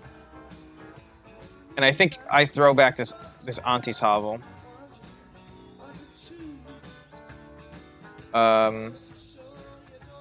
Just play the Cliffs. Oh, we can't grab basic Swamp. Oh, that's gonna be bad, actually. Oh my god. Wow. Oof. Oof is, that's how I feel right now. Keeping double Blood Moon and drawing the 3rd, that's a big oof. Especially against basic Forest. Here comes just natural basic Forest, basic Island. And they're gonna be fine. They're gonna be just fine. But I can't not play it, can I? I have 3 of them, so I can't not play it. Island. Sucks to be your Blood Moon, doesn't it? Well, shit.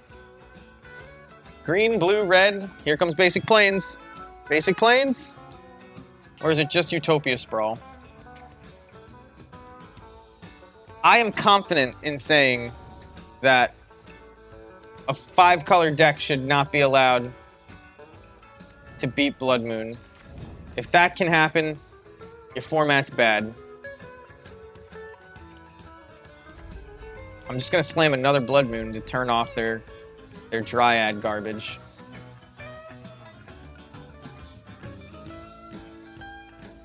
The only thing they're missing is white mana.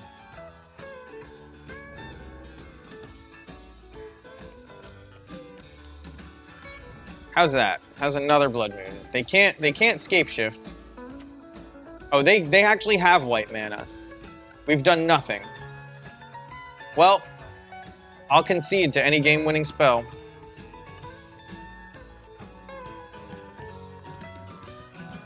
Yeah, it just feels like in Modern the mana is too good with no way to punish it. This goes for Ponza decks, this goes for the Bring to Light decks. The mid-range decks are these 2-color decks that are just, they're not actually mid-range, they're crazy hyper aggro. They just call them mid-range. And the real mid-range decks like Goblin and Jund that used to prey on them just can't hang. It's pretty unfortunate because we've really boiled this down into a turn 2 or 3 hyper aggressive. Did I just get chaliced on 3? Holy shit. I mean, I have Crater Maker in, right? Nope. No answers to this. That's good. I mean Cavern, but...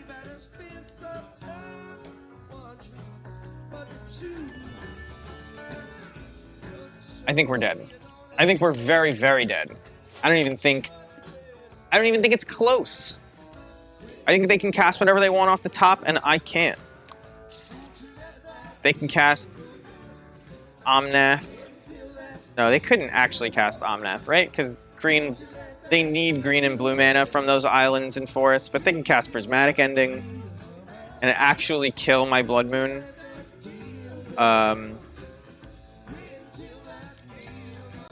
They could cast Scape Shift. Scape Shift won't kill me though, because Valakut will be a mountain. But this is why, for those of you who are here from the Discord, if you're not here from the Discord, you should join the Discord. If you're into goblins at all. This is why I always talk about how once the format gets to a point where my deck needs to be a prison deck, because I am often playing these prison adjacent decks. I like them, but I don't like actual prison gameplay, because what happens is you play Chalice of the Void, you play Blood Moon, whatever, and then you're just kind of praying like that you can get there. You don't really get to interact. You just, oh well, if they play 0 spells I could win. Panza, Blood Moon, Chalice, just not fun. It's not fun, right? And like you're playing Magic to have fun, right? Some people are playing to win prizes because that's fun. And so they'd like to win, and so they play these things. But like, honestly, I'm sitting here playing a league. I'm going to an F&M. I'm going to a GP that I don't expect to win. Or if I do, you win like, it's like a Chuck E. Cheese prize wall, right? Like, you spent $500 on hotels and whatever to to win a big card off the wall that's not actually worth anything except to the other people who failed at winning that big card off the wall and want to buy it. So like, if it's not fun, I'm not playing. You know what I mean? That's what it comes down to. I'll take 2. And the first 2 decks we play against, I mean, they're playing Chalice. Our matchup against them is decent, but the way it's decent is that we can Blood Moon them out of the game and then combo them. Is that fun? Probably not. Probably not. So, disliking Modern right now, in this very moment. But maybe it gets better. Maybe if I was playing Blue-Red Prowess, I would feel differently. I'm sure I would. It would be fun. Blue-Red Prowess is a really strong deck. I like playing aggro burn type strategies. It's one of the best ones that has ever existed. So I should probably just play that. But for the stream, we play Goblins. We like it. So, there is a second Kiki in the deck. When I eventually get my Harbinger into play via the Vial, I will put, I guess, a Snoop on top. Play Snoop, hope it survives? Nah, that sounds dumb. I think you just put Ringleader on top. Although their top decks are probably way better than ours, right? Oof, point taken. Point proven. I mean, they just kill my Vial, right? No, they chose to get rid of what I guess looks like a combo piece. So at my upkeep, I'm going to... Oh, they get to cast it. Huh, very neat, very neat. So if I want this Valky to die, and I don't think I can win without Valky dying, I have to upkeep Violin Harbinger and get Munitions Expert to kill Valky. And now you can see, based on this expert play, I'm not bad at playing Goblins. I know what I'm doing. It's just that the puzzles that are presented right now are not Goblin-shaped. Solutions do not involve goblins. I mean, Kiki Jiki plus Munitions Expert will threaten to clear this whole board out, so... And also when it persists, I believe I get it, so... I'll kill that. Probably first. Make copies of other stuff. There goes the Harbinger. Oh, I guess... Unless I kill Ren in 6,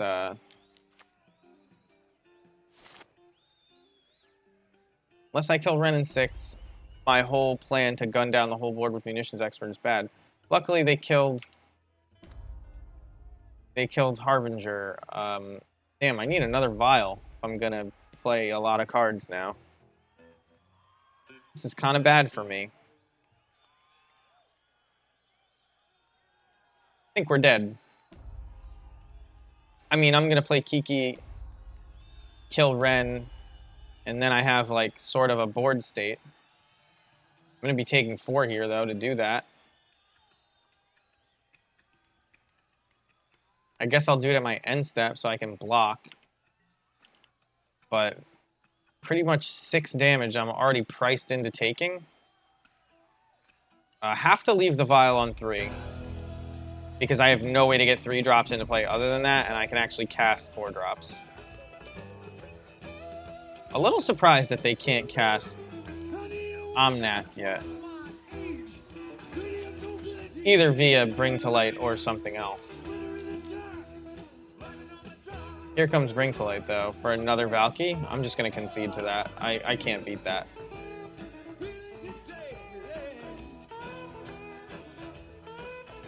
Let's see it. Valky! Valky! Come on, there's no reason not to get Valky here, right? Valky! That's the Valky called it, the ham. Well, he actually proved it didn't work.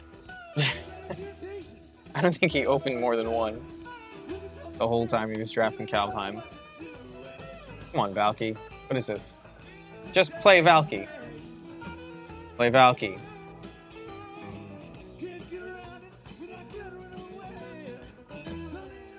Please. Do something. I know I'm dead. Unless you make a horrible decision. The hell? They failed to find?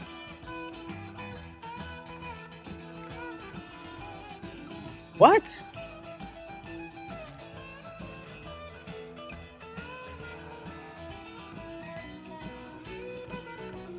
That was the only... What?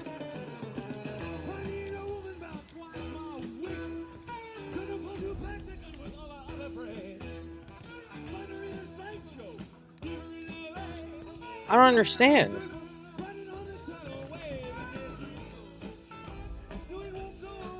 Like, I understand that you can't cast 2 drops and 3 drops, but Valky, he costs 7.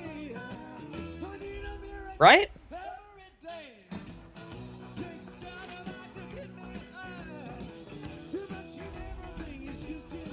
Do they have it in their hand? If they have it in their hand, they can just cast it. They're on super tilt mode. That was not good.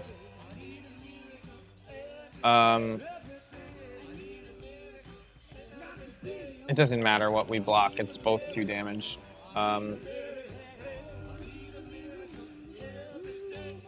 How? I mean, am I just that dead? What was that? They failed to find. I just don't understand how you could fail to find. It feels like an actual instance of that. Like usually fail to find is just something you... That's just the legal term. But I know there were cards in there, and I feel like they didn't realize they could get them. I should not have done this first. This was dumb to do first. Doing it first. Fuck. I guess I don't care about that too much.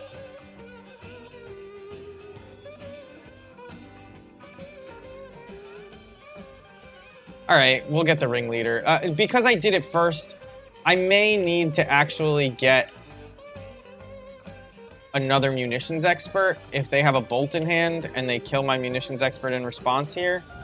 But they don't have it, so... I'll kill the Dryad. Means they can't cast white spells that they find. Holy shit. We lost that game, in case you really want to know.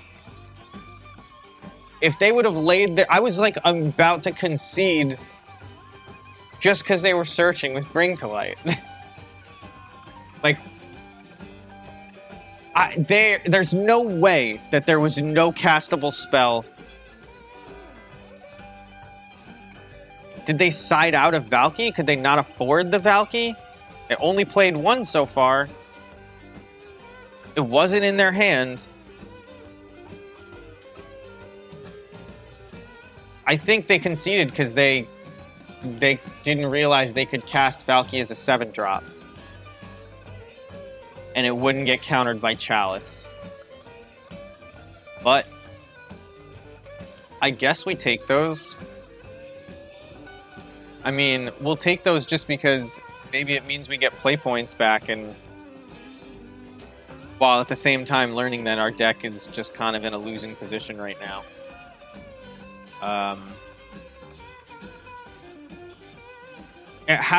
These three other combo pieces, Murderous Redcap, Grumgully, Putrid Goblin, could they be Tarfires? Should they be Tarfires? Should they be Thought Seizes? Those are possibilities. We haven't even drawn a Fury yet. But the reason they're not Thought Seizes is because all of the decks are so aggressive that the 2 life really hurts. Like, a lot. And we don't have enough kill spells that if you Thought Seize them and they're an aggro deck, we can make sure not to take damage from the other stuff. So, like, it's rough.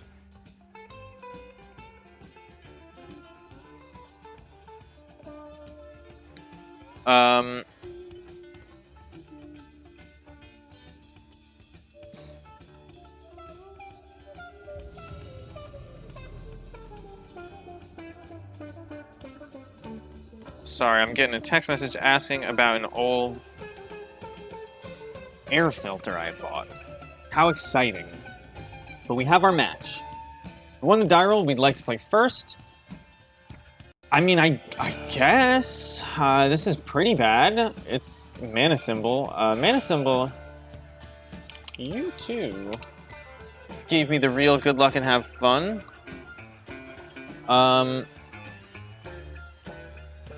This is a pretty shit terrible hand. I'm gonna keep it. That's a ringing endorsement, I know. Sorry, I gotta pull something up for somebody. Maybe this town ain't got no home. You can never tell.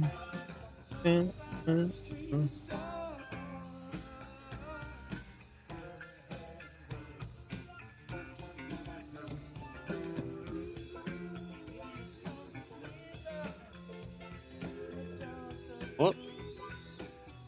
Still can't play. Mana Symbol discussing the mulligan with his own chat while I sit here in silence looking at my past Amazon orders and pulling up Facebook. Okay.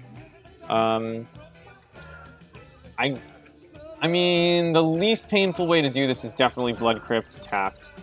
So let's do that.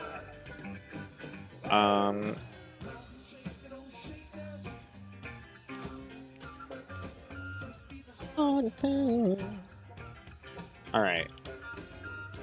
Wait, they have no land? Alright.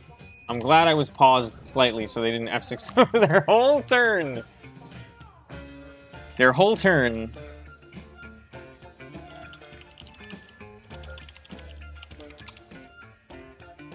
I told him that this is about to be a clash of titans.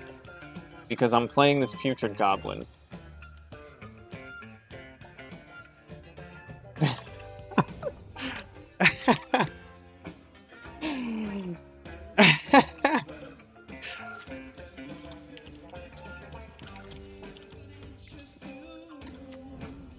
Putrid Goblin versus Isamaru, who wins?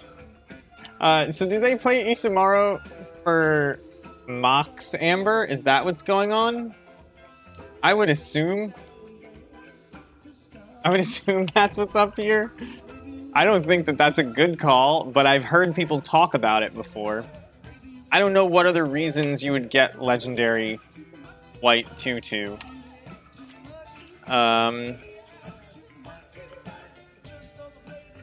We can bounce Stoneforge Mystic. I can also bounce the Germ token. So we're going to do that with the Caldra after they play it. So that being said, we're just going to play Pyre and Hierarch. Need the green mana here. We're going to get cacked for a bunch.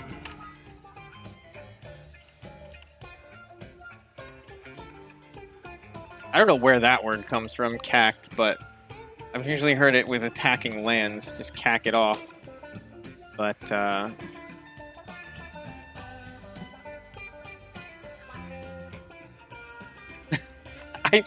what is this about?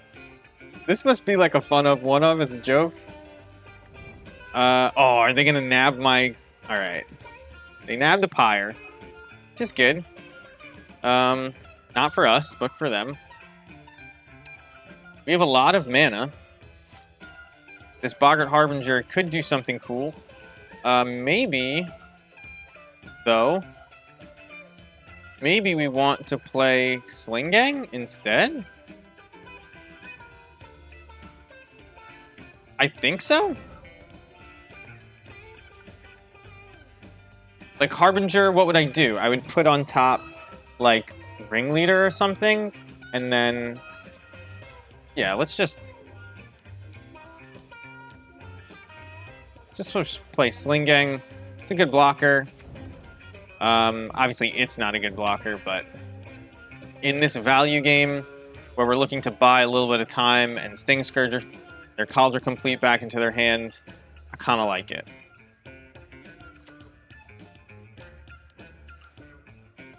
So here comes Cauldron Complete. Haste, Indestructible, Vigilance, Trample. I mean, you effectively gain life by blocking, but not worth it, in my opinion, because it's damage that we can get on them. And we're just going to Sting Scourger the Germ. They can't get this back in their hand, right? And it costs 7 to equip? Yeah. So... if all the rest of their cards are lands, we're going to assert our dominance and make blue mana for this Sting Scourger. It's a bounce spell. Costs blue and one other color of mana. Blue-red. But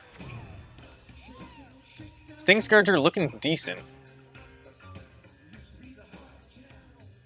Doing more than I expected it to do. Here, I am not going to play the Ignoble. I'm just going to set up next turn's draw. We'll get a Mountain. Keep clicking the Ignoble, even though I don't want to cast it.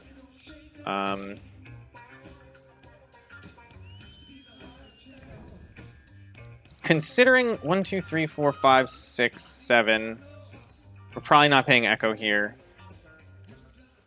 Can't kill them with Pashlik, although we could, like, sort of wipe their board with Pashlik, couldn't we? Obviously, I have... Oh, maybe I just, like, threatened to kill them by grabbing Grumgully? Is that what I'm supposed to do? I guess so. We have Persist Creature, we have Sack Outlet, we have Uncounterability. I mean, I could grab Ringleader, but... in fact, I'm probably supposed to grab Ringleader now that I see this.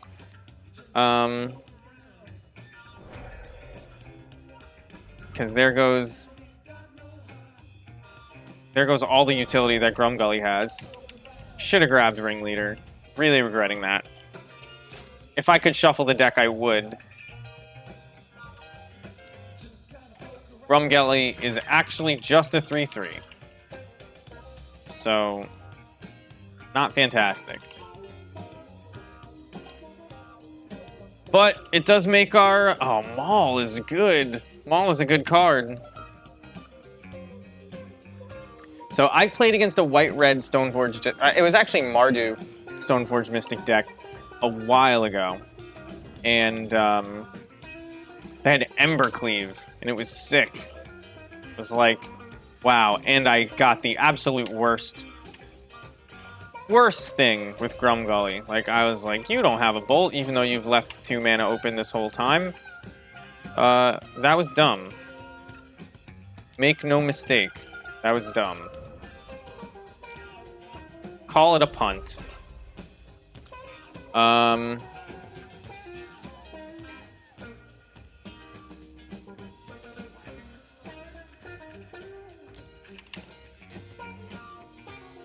Attack them for 4. I will trade with the Stoneforge Mystic. I don't mind.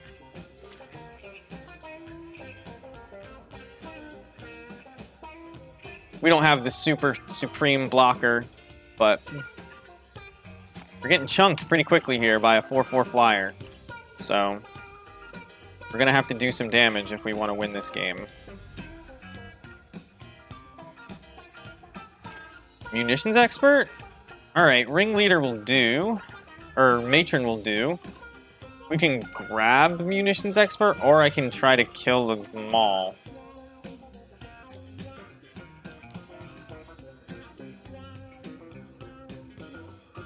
Or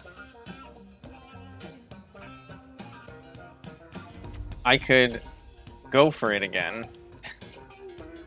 But if I could cast it right now, I would, but I can't. How much does Maul cost to equip?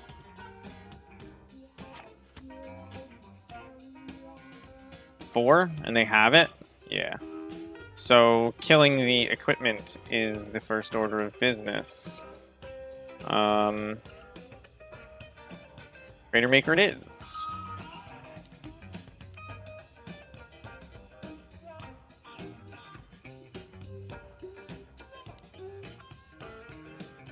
Alright.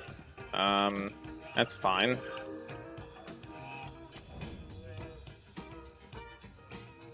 I will still attack with my 4/4. My 4/4 persist creature.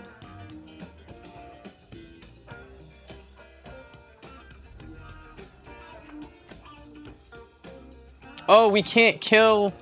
Oh my god, I'm so bad. You can't kill Maul with Crater Maker. Just can't do it. Should have gotten Munitions Expert. Mistake. Huge mistake, actually. I always forget that. Would it have mattered? I don't know, but certainly dumb feeling.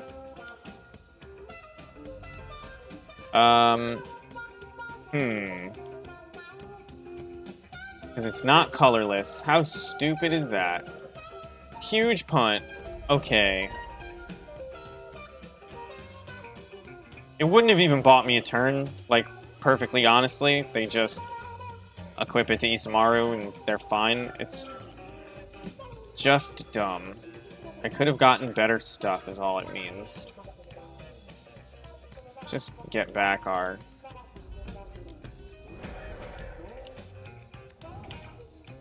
Since we can't kill... Ooh! Well, that won't actually save us. Will it?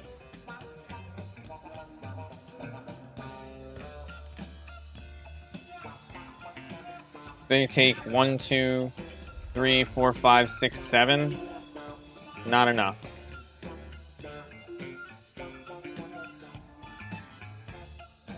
Yup, not enough. Alright. We're out that one. It was closer than it looked.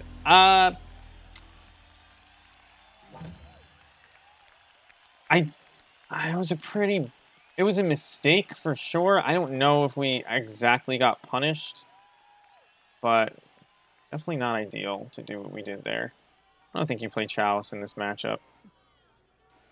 Sting Scourger bounces the Cauldron token, which is something. I don't know if Crater Maker is even good. And it's okay.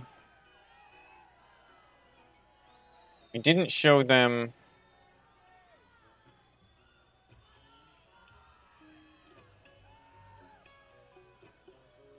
We didn't show them the Snoop combo, although you have to assume, I would think. But I think shaving down on the Snoop combo is fine. And then we're going to need ways to kill the NVEC thing, which is why I'm bringing in Engineer Explosives. But, yeah, I don't think we're favored here in any sort of way. I think the new white cards are going to kind of tear us apart. Yeah. Yeah, I don't think we're making it out of this one. Although, we had a chance there, and I screwed it up a little bit. Had I searched for Munitions Expert, they're forced to equip with 4 mana, and they can't play another creature, then they just have Isamaru and Stoneforge. We hit them with the Fury. We might have bought one more turn somehow. Not really sure. Steam wants me to restart it. What do you think? This is a weird recording. From the Heart of Me.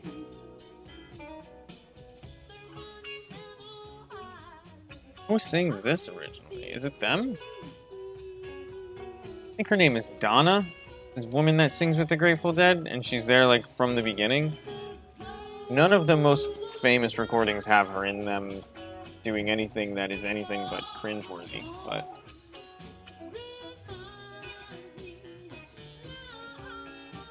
She's like off key and stuff.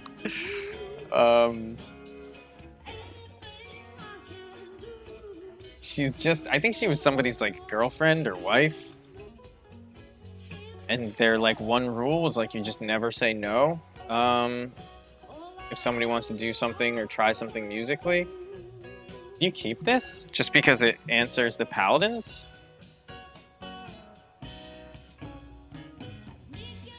I don't think it's a paladin NVEC, is it? Is that what it is? I don't think so. I mean, EE is pretty good, but this sucks. It's like 5 mana, 4 mana to kill stuff. Maybe you can keep it because you have a Hierarch to start and a Pyre. This is sort of a bad hand. I'm keeping slow hands because I've been playing Legacy and like they work there, but this hand is pretty much dog shit. And Modern is a degenerate format. I don't know what I was thinking keeping this hand. I mean, it feels good to keep a 7, but not a bad one.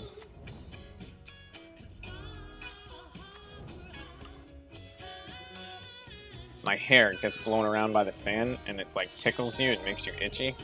It's kind of annoying, I gotta fix it. Ragavan, I did not expect Ragavan from them and I probably should have. I'm not putting Engineered Explosives on 1. Sue me. Just gonna play Pyre of Heroes. And then next turn hopefully play Ringleader. I've heard tell that Ragavan is not so good that letting it hit you ends the game on the spot. We'll see how accurate that is here. We'll see how accurate that is. I imagine I'm dead. That's what I imagine.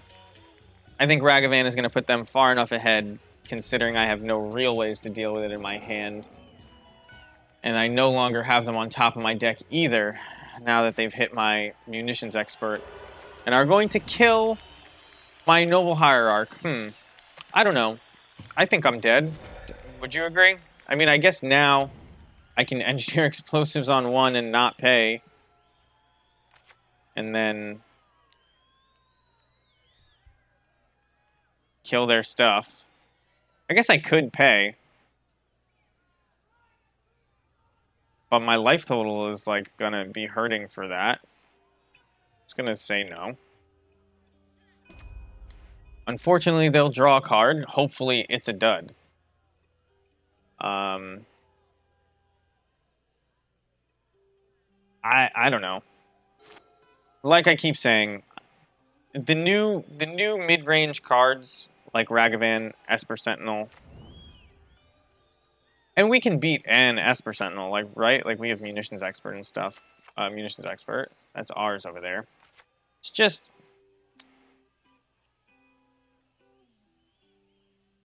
what we do with our whole deck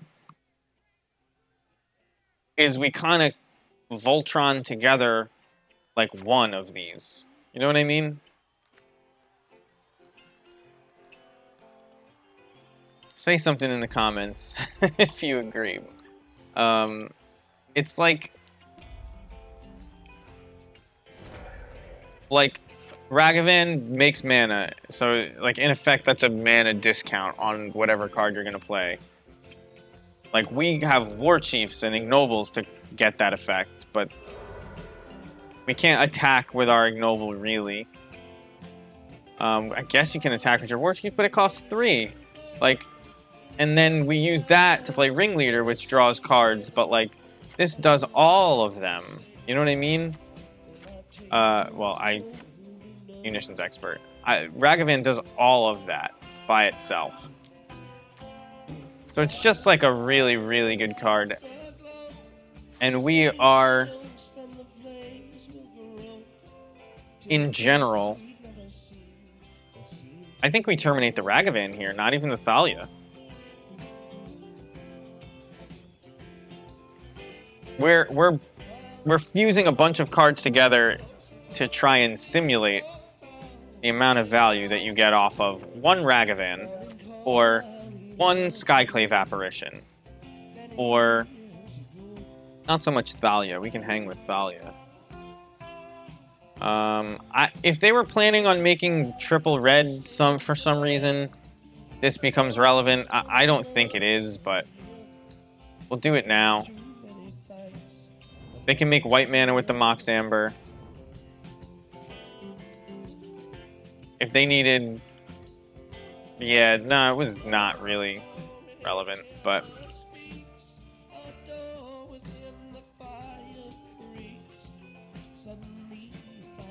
then again, hiding the Terminate for 12 more seconds probably wasn't relevant either. They have plenty of mana over there, so...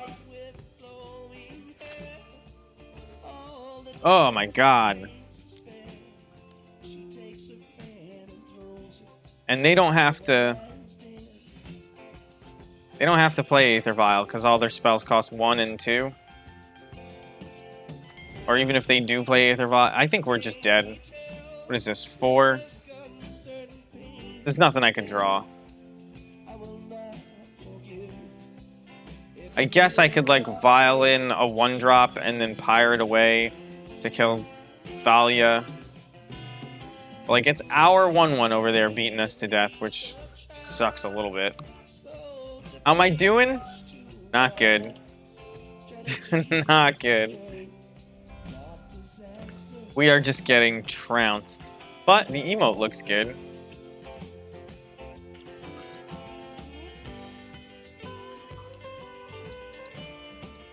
Does look good. Is there something I could draw to get out of this? Sort of.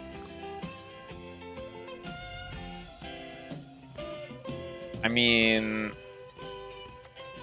I think that I have to cast Slingang?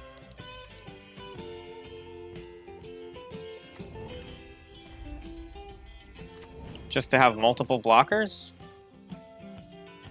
We take 2 from Thalia, probably. We trade with the other stuff. Hope that we untap. Hope that we get a munitions expert to kill Thalia.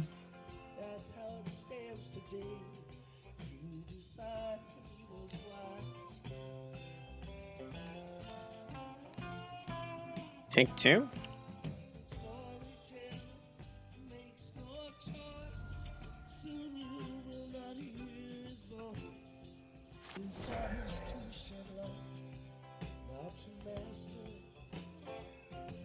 But we are getting beat. Getting beat real bad. The new cards are just so much better than most of the stuff we play. Alright, I'm at 1. Am I at 0? I am at 0. Alright. Mana symbol got there. Alright. We are 1 and 2 right now. Let's turn it around. Let's play against some nonsense garbage decks that... Even Mill, I think, is probably unbeatable right now. I don't know. My sideboard has felt pretty garbage against all the decks we've played, which is almost a good sign, actually, because maybe we can improve our matchup via the sideboard. We haven't played any of the boogeymen. We haven't played against Hammer. We haven't played against any kind of Urza Saga deck. So, like, these chalices and these ley lines, like, they could probably come out. And then we have a real sideboard again? Maybe there's hope. Maybe there's hope, but if you're out there and you have this solution, or you know what the meta is going to look like, let me know. Because right now, Modern is feeling very difficult to compete with. The rest of the cards in Modern right now are really on par with Legacy. And we have no way to keep up there. Like, unless we're playing Chalice main. But, like, I got a feeling that the best card in our deck is Fury, and you should just be playing Elementals instead. If you want to play Aether Vial and, like, do the whole creature thing in Modern, maybe even Pyre, I'm not sure. Well, I mean, it's got what I said was the best card, but then it's got some of the worst cards. I think you're supposed to keep this, though. Like, you don't know anything about what they've got going on. Here it's Elves. I like playing Elves. If Elves was good, I would play Elves. I used to play Elves in Modern. Oh my god, that's just unlucky. We'll let Elves play into a bit of a situation before we Fury them with one of these fucking Kiki-Jikis that we drew. But, alright. There you go. You got 3 mana if you want it. Archdruid. Alright. It means we're going to get Heritage Druid and Elvish Archdruid with our Fury. Actually, we can wipe their whole board.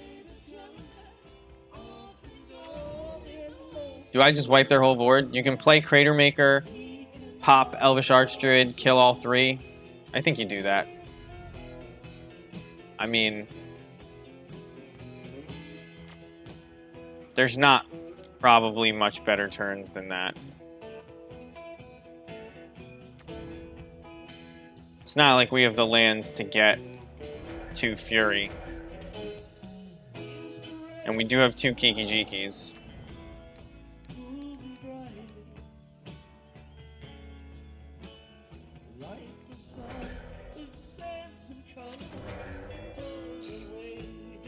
Well, there goes my turn. What have you got? Me and Reddist are both 1-2. Well, there's Izuri. Zuri's a decent card. I would like to draw, like, a persist creature. Given that I have this. A land wouldn't be bad. That's not bad. I can hit them for 2. I can also just cast Grumgully. I think I cast Grumgully, and then next turn I play Hierarch. Although, what if I play Hierarch this turn? I have 4 mana. 4 mana doesn't get me anywhere with this hand. So let's cast Grumgully. Grumgully attacks for a bunch at a time. Can attack for 5 next turn.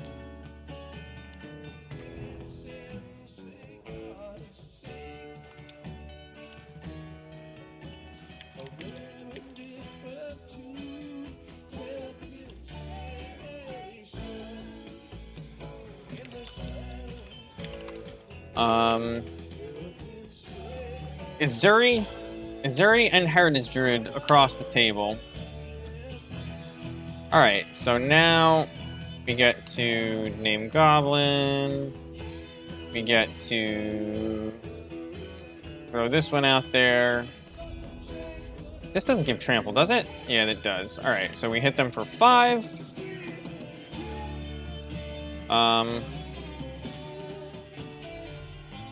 Then we play Harbinger out.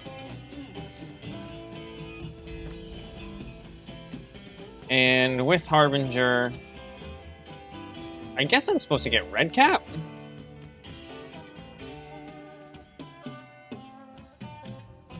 I mean, we get to play Kiki next turn. Does Kiki Jiki do anything with, like, anything that I could draw? Like, no, because it's going to cost all my mana. So I think red cap is, like, just the get.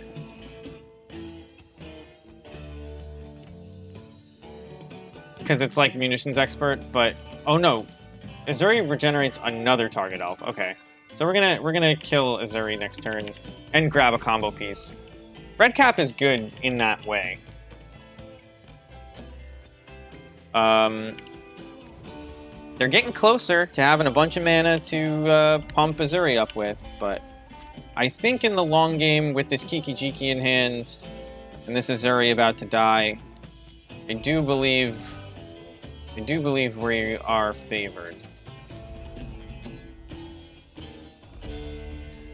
So, oh, okay, so all their stuff is tapped.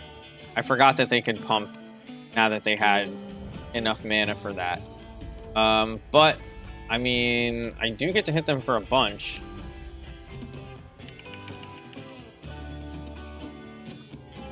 And I have a 3/3 blocker.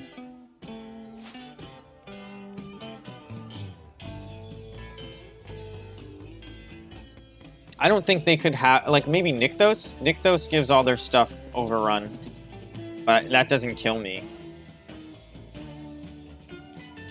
It's like 13 damage. No Nykthos. I mean, they can just overrun.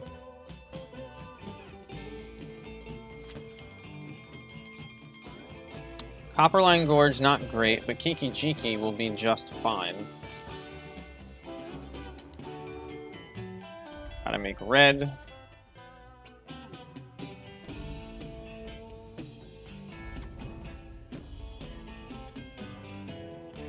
So...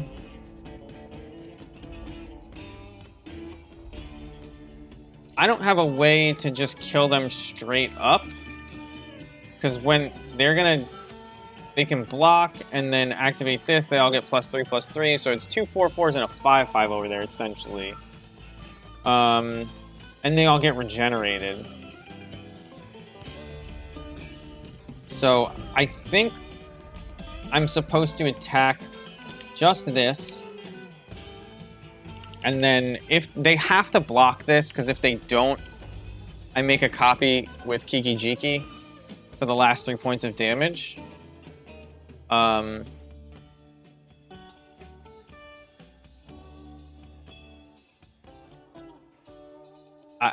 I imagine they just regenerate here. They just let it go. Alright, I'm fine with that.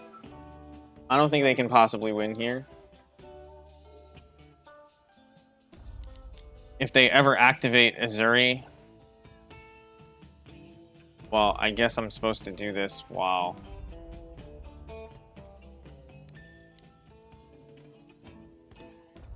Like... They could get a Heritage Druid and theoretically pull 1 or 2 more elves off the top, but I don't really care about that. Azuri regenerating things is like the only thing that really changes the outcome of this game, yeah. So, we're good against elves, but I think we knew that. You can chalice them, but Fury, I think, is enough. We're trying to combo them. Sting Scourge doesn't do shit. Vial is actually a little bit too slow. Although Pyre is probably, like... That's another ringleader type card, so we'll cut a Pyre and leave the Vial. Mana is important. This hand is pretty bad. I mean, if you draw... And you have 2 pieces of your combo, but... You gotta draw land, Persister. And, like, so much of it is so expensive. This is a bad hand. This hand is a lot better. It's not good, but it is better. I'm tempted to throw back Pyre here.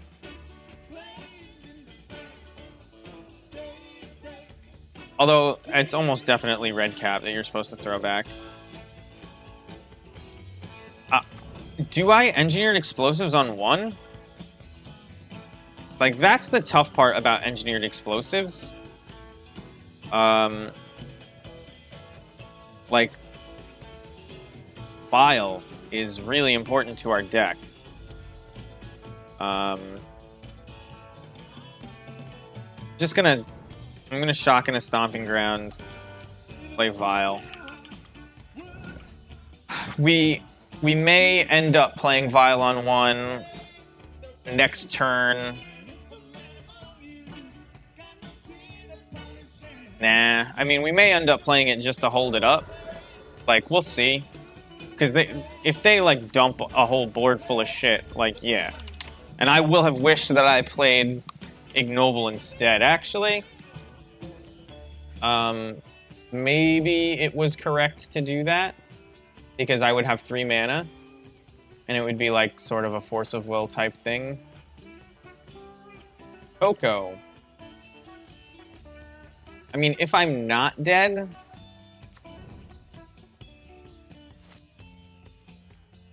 And it doesn't look like I am.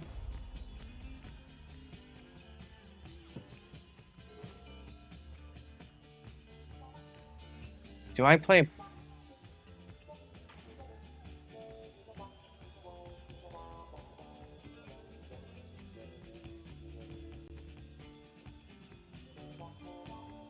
I think I just play Pyre out?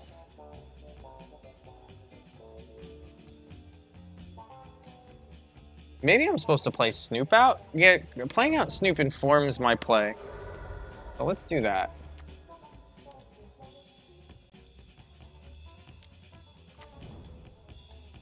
Alright, so we're definitely going to Violent Hierarch and probably pop it. And probably pop Engineer Explosives next turn. On 1. Yeah. Because, like, they've emptied their hand. They can tap a bunch of... They can't actually do anything here. In fact... Oh, no. This... We're not going to Violent Hierarch. We're just going to EE on 1. And we'll keep this... We'll keep this on 1. Oh, this is going to be sick. I'm going to get to keep the Hierarch. So we keep EE on 1. We draw a Cavern. We name Goblin. We play Engineered Explosives.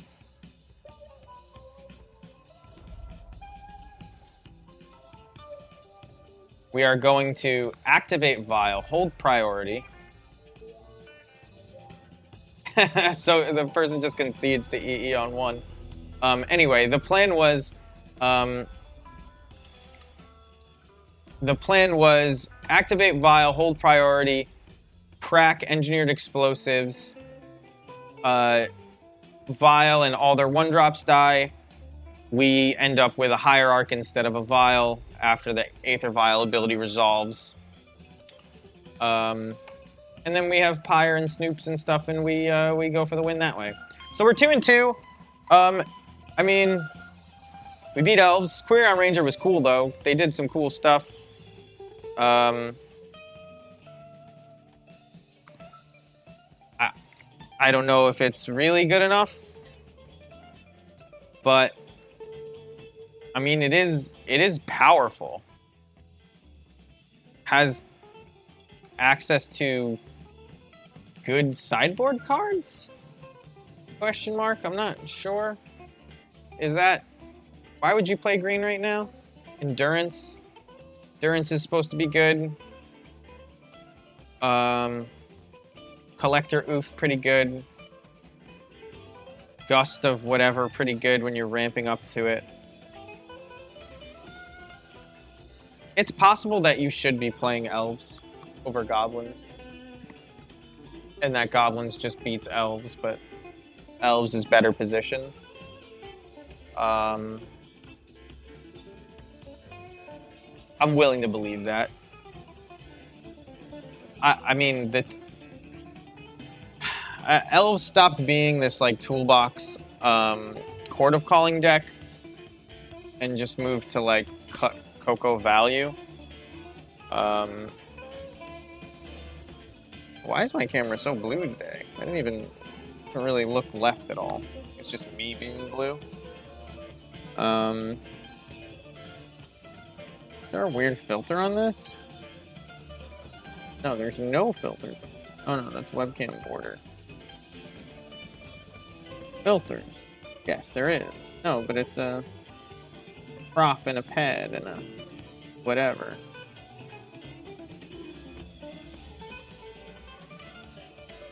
Let's see if we can make it not...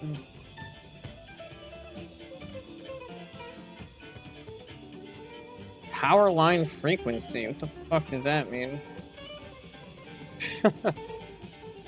Oh, do I move the default? Yeah. But it's like not... just darker. Oh, it removed it anyway? Oh, that's garbage. Oh, I'm gonna have to redo all that shit.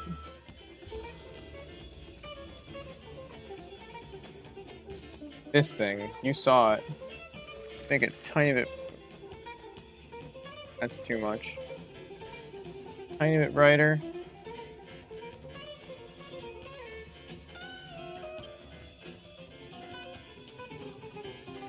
A little bit more contrast.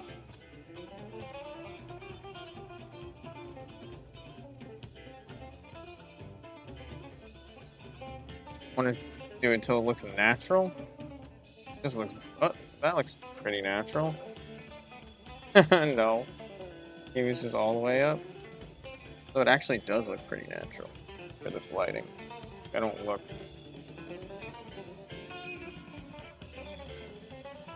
Whatever. Keep? Question mark? I don't know. This is a bad keep against blue-red, I'll tell you that. I mean, it'd be worse against Ponza, so... Small victories. And the Blackleaf Cliffs was pretty good. What is this? Spell Pierce? What the fuck is going on? That I don't like. I don't like that at all. Oh, it was Saturation I think I was supposed to fuck with.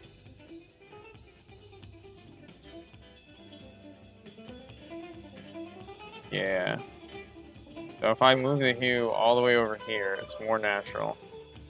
And then I can move the saturation. Oh. Looking weird. Dial that back a bit. So I'm not Orange.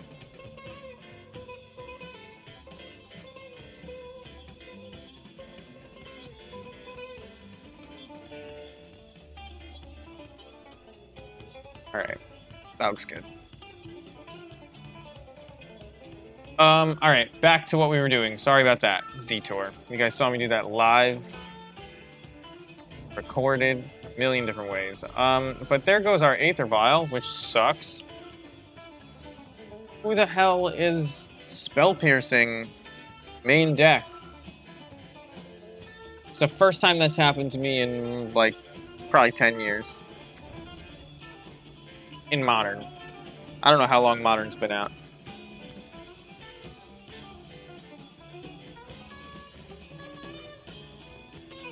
But that's not great.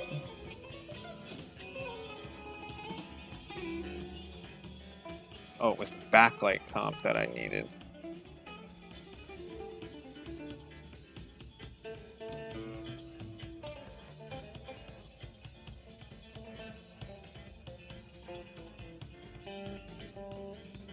What?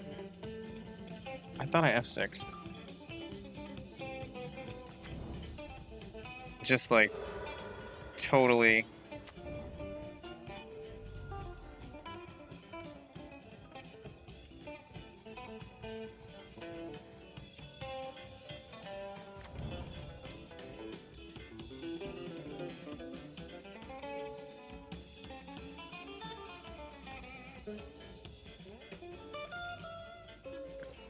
No blocks.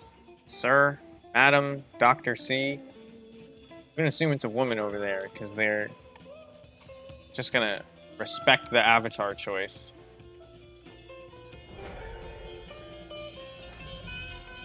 Whatever. That's good enough. Looks a lot better than it did. We're just kind of getting railed one turn at a time. If I played Matron, what would I even search for? Like, that's the worst feeling with this card. Like, they're actually... I have a tutor that used to be good. And by turn 3, I'm so far behind that I can't get anything. Like... They actually not only, like, I played spells. It wasn't just like I'm waiting. I played spells that normally I'd be in great shape, but I'm so far behind right now. And this matron won't even get me there. Because they get to surveil twice before...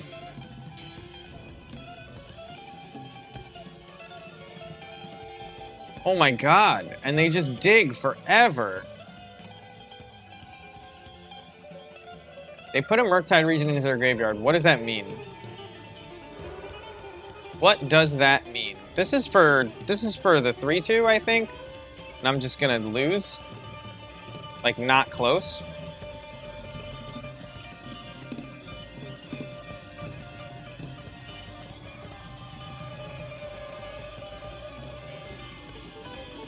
I can't interact with 3/3 flyers, like, when they have a bunch of burn backup. I can swing at them for 4, but, like, the best I can do is kill one of their 3/3 flyers,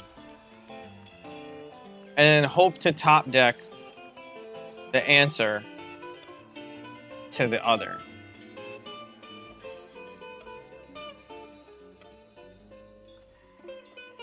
Maybe the answer is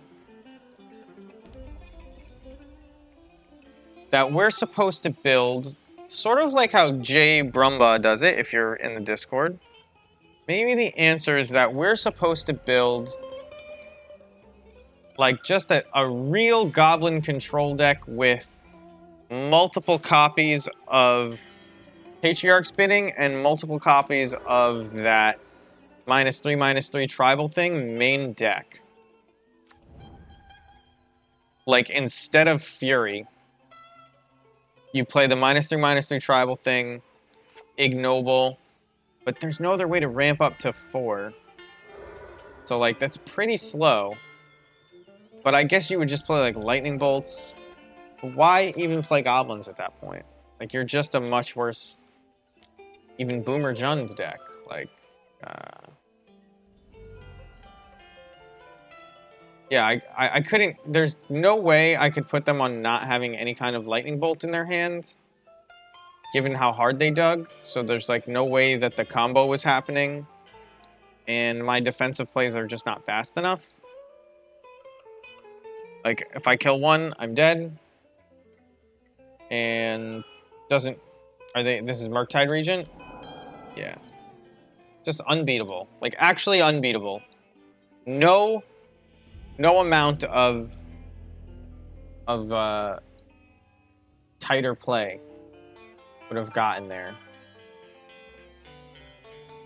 I don't think you bring in Leyline of the Void against a deck like this. I know some people say it. It seems bad.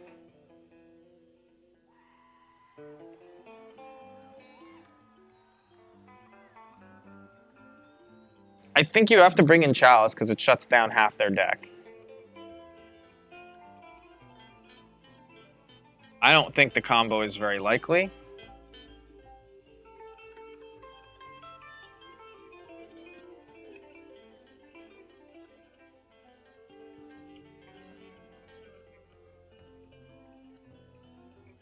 It can't be.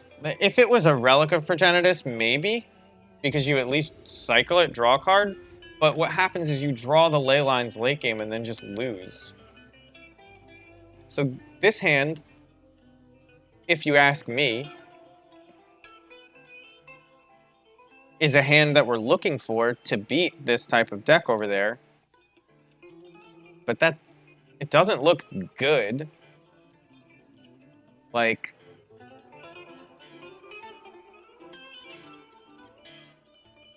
it doesn't look good. I mean, Vile into Pyre into Matron is good, but after getting Spell Pierced, like, can I even play? Can I even play this Chalice on 2? No, I have to play my Pyre out instead of Chalice on 1. And yeah, so there's the Spell Pierce.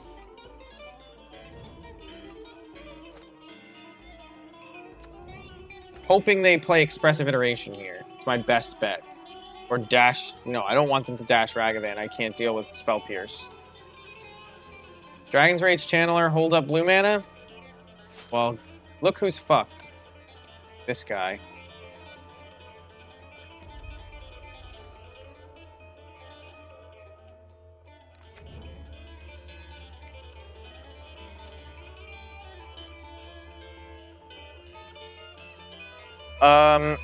Do I just play it anyway? What are the chances they have 2 Spell Pierce, right?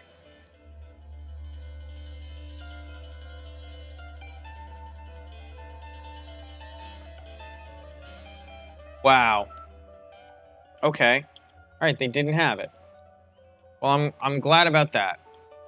So, next turn, we're hopefully going to be able to Matron for a Munitions Expert to deal with this.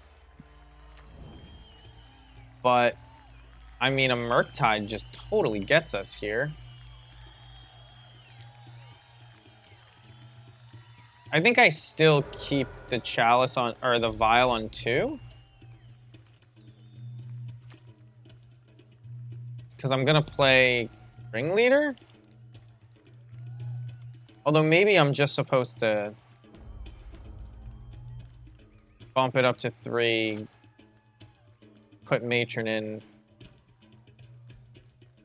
play Ringleader.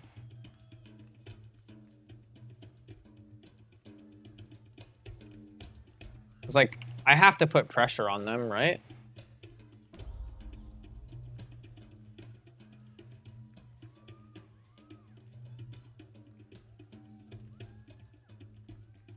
I feel like I'm just gonna, unless I draw a land, shock in this Blood Crypt and play Ringleader and hold up the Vial on 3. As opposed to trying to find a way to kill this 3/3, which I can't actually do. So, we'll do that. Oh.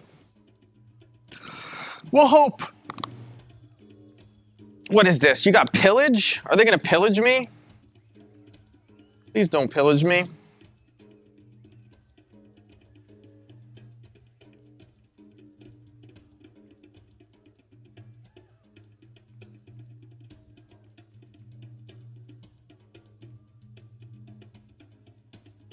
All right, so we will use Aether Vial's ability.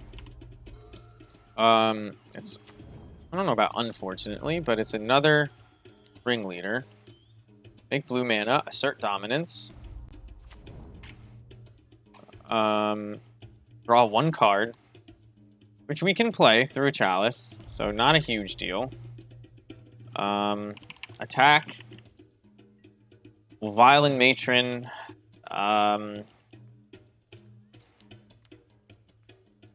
Oh, whoa. Okay.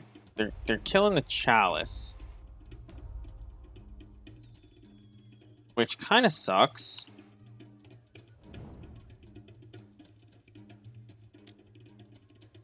And they're going to Unholy Heat our Ringleader, which means I am another step away from dealing with this Dragon's Rage Channeler in the air. Just very difficult to get anything done.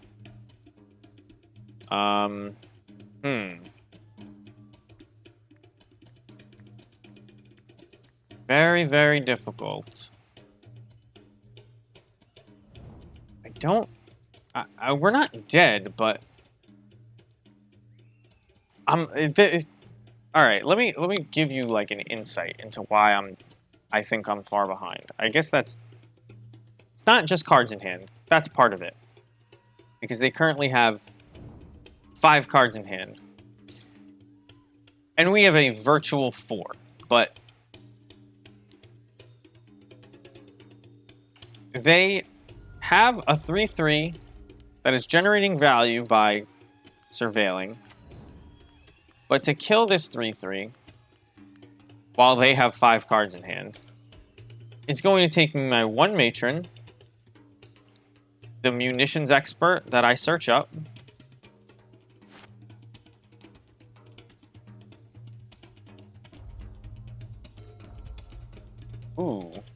well, the Munitions Expert that I search up, because it is going to take that, and then another Goblin. And without those, like, kind of lucky-ish hits that I just got, you know, that wasn't coming off the table. But I did get lucky. I don't know, leave back a blocker, hit them for 4. As opposed to just attacking with both and hitting them for 3. But they have 6 cards in hand. Can I kill a Murktide right now? It's like unclear how big a Murktide ever really gets. 1, 2, 3, 4, 5. So it would be a 7/7. 1, 2, 3, 4, 5, 6, 7. I guess I could kill a Murktide right now. This is unexpected. Are we gonna get there? Maybe I wasn't as far behind as I thought, although they have 6 cards in hand. So, I have a feeling I'm pretty far behind still, but Fury actually can deal just 4 straight up, but yeah, this is a Murktide if I've ever seen one. I guess I'm gonna Violin Ringleader. It was an 8/8, so I couldn't have even killed it. If I tick Vial up to 5, I can kill it. And I guess I'm going to.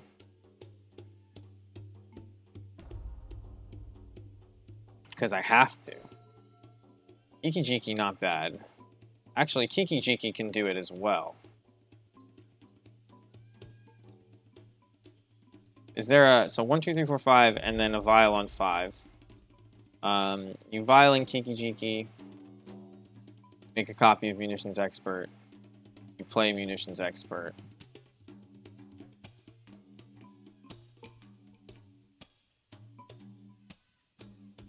And you do that while they're tapped out. And then you get Kozilek's returned and you just lose, but...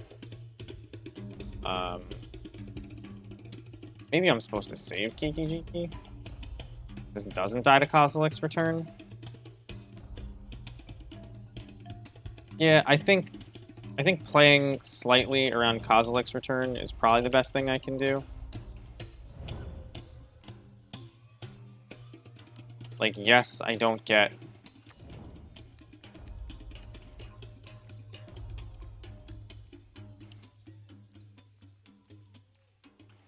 to copy... they just gave me the BRB? Oh, that was 2 minutes ago. I don't know how long they were away. I don't get to copy Munitions Experts with this Kiki-Jiki after a Kozilek's return with this plan, but I should have a Fury left, right? So, I mean, there's that.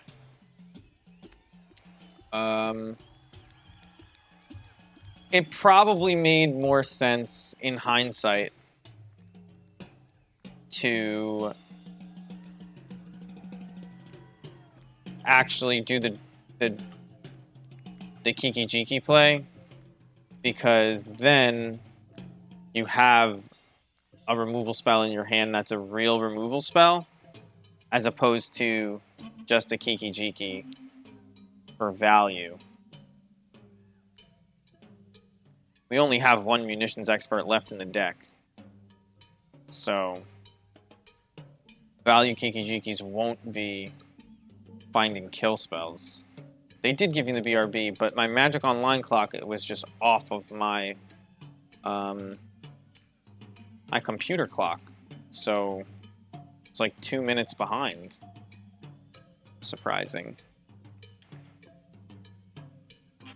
I wonder which one's wrong. It doesn't matter. So, we may win this yet. One game. I don't think I would change anything in the sideboard. Our opponent is back, though. Is this just a slow roll Kozilek's return BRB? Is that what they're doing? We do have lethal. This is a 3/3 double striker. So this is 6, 7, 8, 9, 10, 11. Lightning bolt on our lethal threat. 3, 4, 5 damage still on the table. Probably going to play Ringleader at the very least.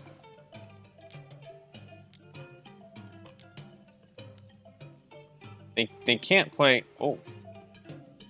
I'm in the upkeep step. Gonna play Ringleader. I like this jam here. Make blue mana, assert dominance. Well, we have a second Kiki-Jiki now, so we'll vial it in and go for the win.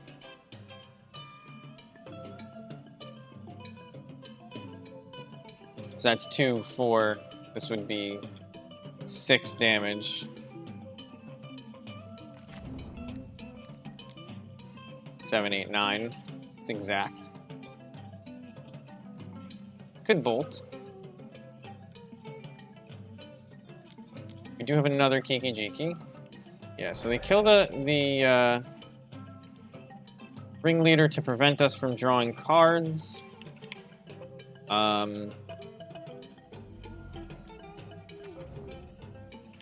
Kozilek's return would hurt a bit here, but we do have Do we have the win anyway? No, right? I mean, we have a Kiki Jiki, and we have a Boggart Harbinger.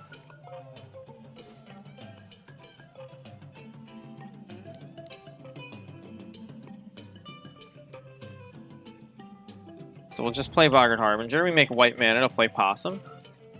Pretend we don't have it. I guess you get Sling Gang Lieutenant, because it's like so close to lethal on its own. You make sure you don't crack your fetch by accident. If it comes to it, we will,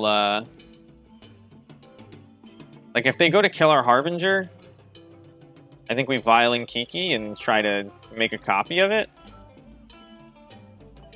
We might just Vial it in at end step, make a copy.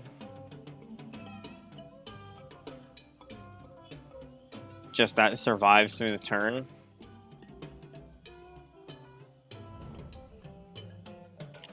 Your Mishra's Bobbling. Targeting themselves, unconcerned with what I'm going to draw. I assume that means they don't have the answer. They shuffled it away. They didn't like it. But that just puts them dead to Sling Gang, does it not?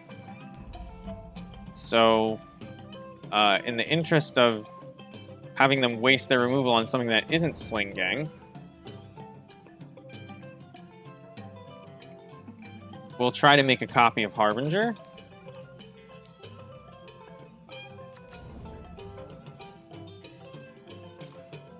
Just put Sling Gang right back on top.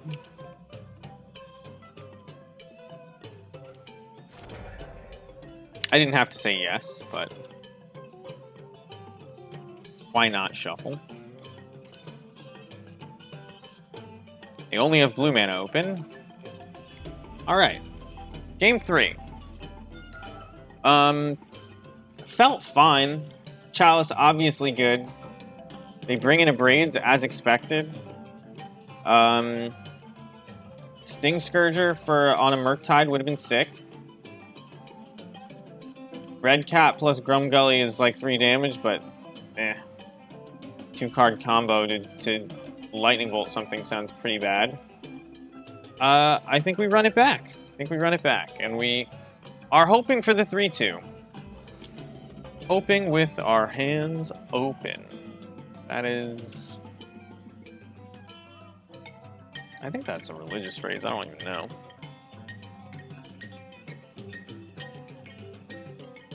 I've been loving this jam.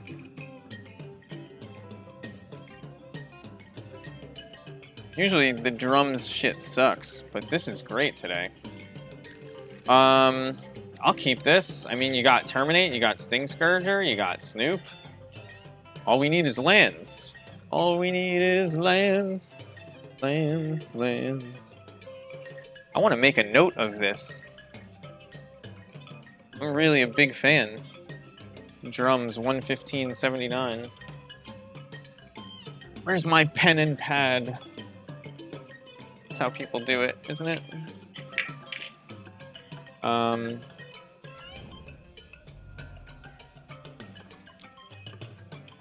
Well, turn 1 Ragavan. Do we just lose? We may just lose. Let's see what they get. It beat us the first game.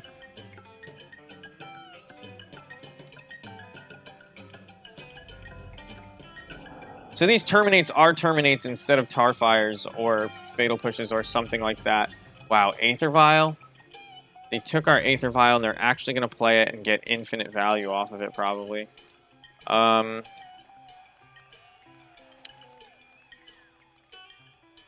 If I play Snoop, it's almost definitely going to die. Let's just play Ringleader. Or let's reveal Ringleader and just... We're probably killing this Ragavan. They probably have another. Vial's painful. Just gives them so much more. Am I supposed to... I don't know if I'm supposed to wait. I think my life total is important here. You can wait because it prevents them from playing another Ragavan, although they just vial it in, so never mind. Wow, Archmage's Charm? What?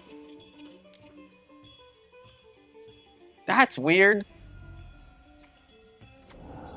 Didn't expect that. Chalice. Play the Chalice. Chalice.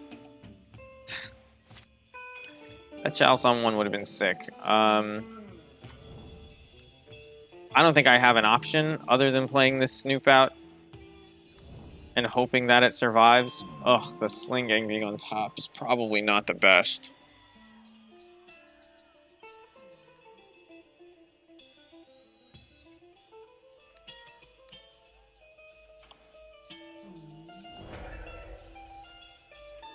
There's just not a lot you can do against this Ragavan, it feels, but hopefully they just whiff.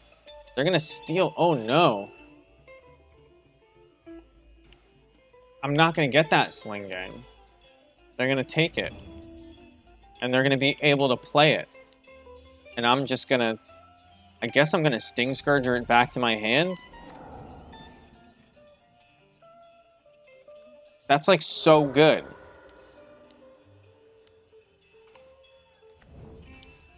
This card is better than Deathrite Shaman. You heard it here probably last, but better than Deathrite Shaman. And they get to sacrifice it. I can't even Sting Scourger it back to my hand. I have to play Sling Gang. And then they bolt this, and I have no more Sling Gangs. That's really bad. I don't know how I win this game.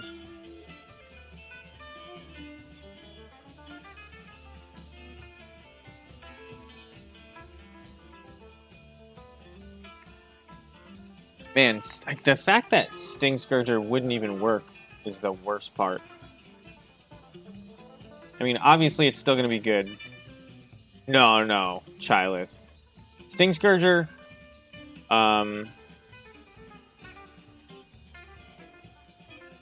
I can't let Ragavan hit me again. That's why I cast the Sling Gang. And this is so much pressure that, like, I have to get like a real board state down.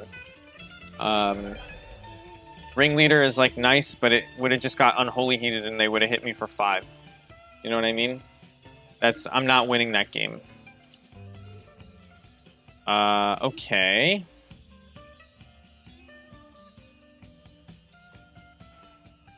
If I Chalice on 1, it just means they can't cast like bolts and stuff.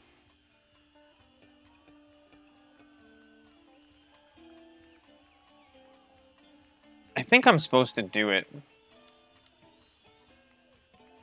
Like, I get that they can still vial in Dragon's Rage Channelers, but... yeah. That's the value that they got out of that.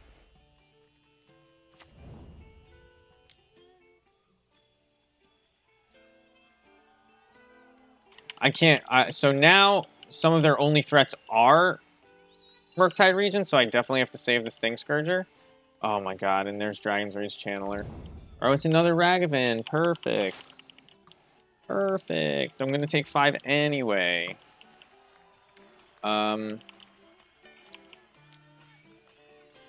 We can still win, but it's not looking good for us. A second vial. Well, I didn't want to draw that, so that's fine.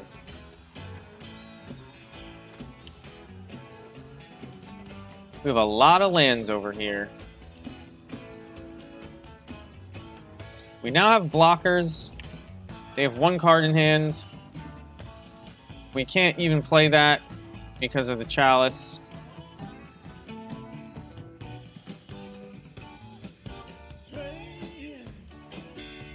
I wonder if they're definitely not F6'd.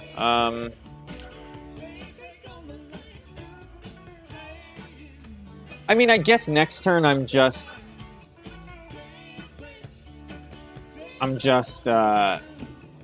making a copy of Ringleader if it survives. If they have a Braid, would they even target my Chalice with it? With one card in hand? Unclear. I actually don't think that I can block this Ragavan. I think I'm gonna block... I think I'm gonna block the Sling Gang. Take it from Ragavan. Oh my god! How is it that their deck is better than mine at casting enough goblins to kill threats? What's going on here? That was insane. I mean, now they can't sack it, so I guess I do get to Sting Scourger. But, like, wow.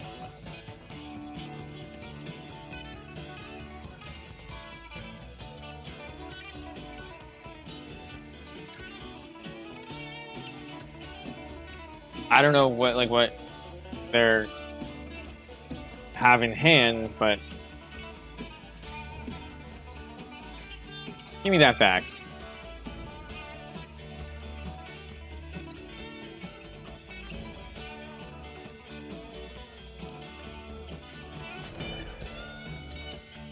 And I guess, do I just play another one? I guess I could stop them playing Mishra's Baubles by putting it on 0. I don't think they have any other 0s, though. I could put it on 2, but I don't have a Cavern yet.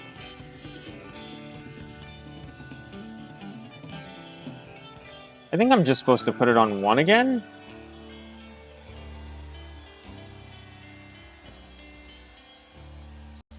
Yeah, I'm just going to put it on 1 again.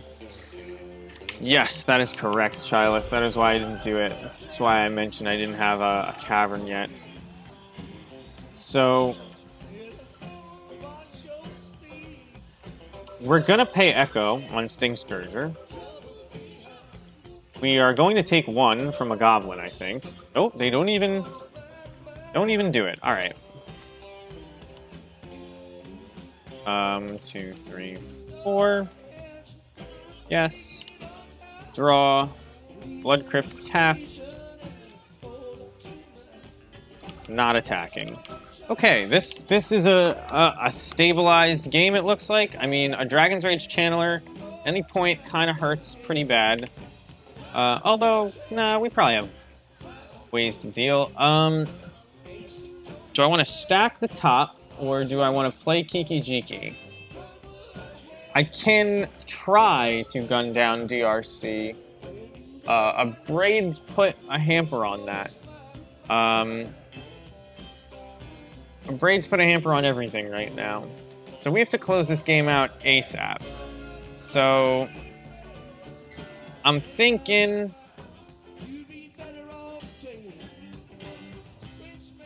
one of the ways to close it out ASAP is to stack the deck. We don't have a combo left, though. So I think we're just going to get as aggressive as we can be with this Kiki Jiki before they draw a Braid. We're going to bounce a token, swing with both Sting Scourgers, leave the Munitions Expert back.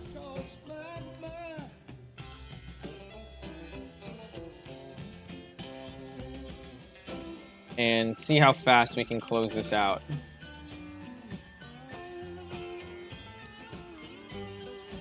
Unholy Heat does not work. Does not work. They should save those if they draw Dragon's Rage Channeler. I get that they're being salty over there, but yeah, you get the Surveil triggers off the Dragon's Rage Channeler still, and that will dig you to your Murktide Regent. You got a Vial on 1. Maybe they don't remember that they have a Vial on 1? To cast double Murktide? Could be. Could be. Well, another Chalice.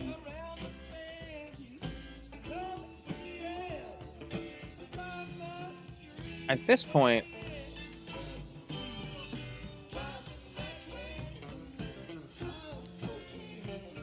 I'm tempted to play that Chalice on 2, because I believe we have them locked out beyond a Murktide and an Abrade. So I think I'm going to do that.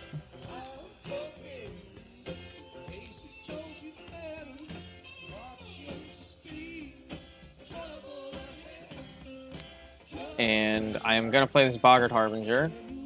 Thought Scour, good card. But, like, so it looks like we are going to end up 3-2ing this league. And I have some thoughts on the modern format, the deck in general, and, you know, just... I guess I would just, like, get another Kiki Jiki? I don't know. Doesn't actually matter. Most of my stuff I can't play until I draw a Cavern of Souls anyway. So Kiki Jiki it is.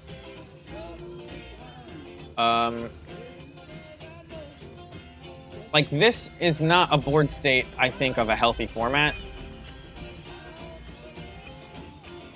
Like, just not a fan of being forced to bring in sideboard Chalices.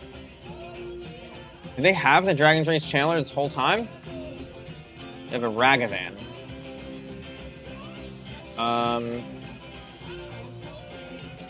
Maybe they really are just hoping to draw a Murktide and that was it. But we made it so that they have one turn to draw it. And, yeah, okay. So it looks like we got there. Let's take a look at the deck. We'll talk about it.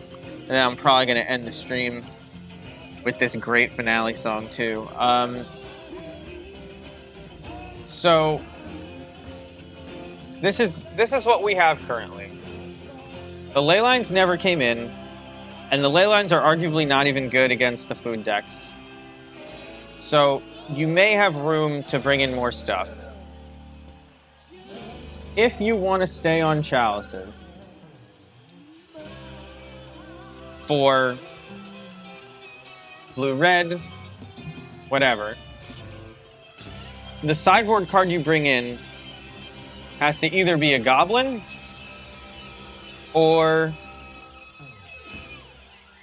a 2-mana card, right? Because you don't want your sideboard cards to be countered by your own Chalice. So these Leyline of the Voids give us 3 extra spots. And maybe they are supposed to be relics so that they become relevant against other things. Maybe they should be more copies of Fury. Sting Scourger actually felt decent there. It was an answer to a couple different problems. It was an answer to Monkey stealing your stuff.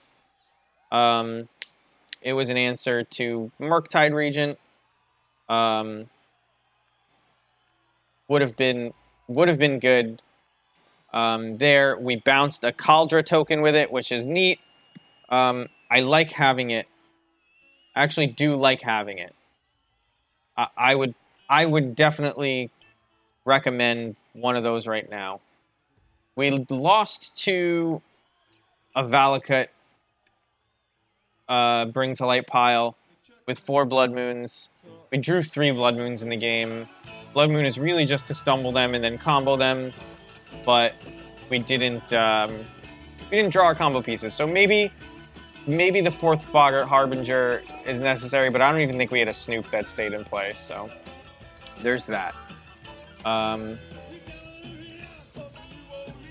I think the main deck Furies were great. We beat Elves game 1 because of them. This looks a lot like what I was trying to get the deck to look like before. We didn't before we realized that food was going to be a thing and Urza Saga that we had to deal with, but the main deck Furies are pretty neat, and I actually like them a lot. It feels like you have a high power level because of that. Do you need the second combo? The reason we have the second combo is to juke Pithing Needle a little bit against the Asmo food decks and the Urza Saga decks. If these were cards in the main deck that just were better against that deck, maybe you don't need to run the second combo, but there's really not a lot of good cards against that deck. Like, you could replace them with more Ringleaders and Furies. Oh, what is the card is Crime Punishment. That's like a fake engineered explosives. There's also, you're running War Chiefs. War Chief is my least favorite card in Modern Goblins, and that's partly why I removed it. All of your best cards do not get cost reduced by it. It's really good in Legacy Goblins, where you're getting more mana all the time, but like, I'm trying to play Snoops, I'm trying to play Experts. I have to play Experts. And the cost reduction has never been relevant for me. It's why I removed it over and over again. I did miss having Chieftain once or twice. And I don't think Grumgully, it didn't win us any games today, right? No. But yeah, this is really here because people are running main deck Pithing Needle. Yeah, we removed the Pashlik Mons because in the current meta, 1 damage just is not good enough by the time Pashlik Mons comes down. And there's just a ton of Lightning Bolts and Unholy Heats and all that stuff. So even the Pashlik Mons is not surviving. So like, the 1 damage you get, it just does actual nothing. Pashlik Mons is good when you have like a big board state and you have Sling Gangs or more Skirks and you can like sacrifice things, manage things, double the damage that your Sling Gang does, like end the game. You just don't get into those situations very often right now. Whether it's because of solitary confinement, just the fact that they have 1,000 Unholy Heats, or just kill spells in general, or just really fast clocks where paired up with that, where you can't rely on getting Munitions Experts, Pashlik Mons, things like that, which is why we have the main deck Furies. So if I was removing these cards, I'm looking at Tar Fires. I'm looking at maybe actual Lightning Bolts. I'm looking at maybe it's possible, like Pashlik Mons can't survive, but maybe like Chain Whirler doing 1 damage is enough because it just always does the 1 damage to everything. Like sometimes you'll get a blowout, and it attacks pretty well with Hierarchs and stuff. Really, I think the biggest thing is killing Mana Dorks and Ragavans and things like that. So Fury's obviously good. I don't like here's your, I think this will bring them both up. Your options, no, it only brings up the Chieftain, even though War Chief has Chief in its name. As far as like Haste Lords, this is okay. Maybe people keep saying, oh yeah, I love Mog War Marshal against Ragavan. And it does help your Munitions Experts be better, and we are leaning really hard on them right now. So like, if leagues continue to be what they are, where chumping, what is the word? Hammered up creatures that don't yet have the thing on them, like if that's where we're at, then I would remove the second combo. And like people aren't playing main deck Pithing Needles, like that's the other thing. I would bring back the fourth Harbinger. I would probably not play Pashalik. I'd probably not play Pashalik. I'm like strongly considering. I guess it's one word, so but you would think that it showed up. I would bring back one of these. You could bring in War Chief. It has literally never done anything for me. Like this is something I would consider. It gives you 3 ways to deal with Ragavan on the draw, which doesn't sound great. Crater Maker has not been performing lately. And maybe because like the combo is just so unlikely, maybe like this just becomes another Tarfire. But like Tarfire is so bad against Dragon Rage Channeler. Like why wouldn't I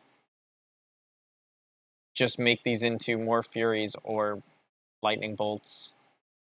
Because I'm searching them. Like I'm not going to search Tarfire if it doesn't kill the board.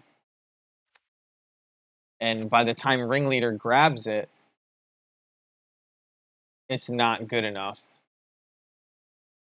So like the fact that it's a goblin spell is just like kind of a safety blanket. Like it's not actually doing anything.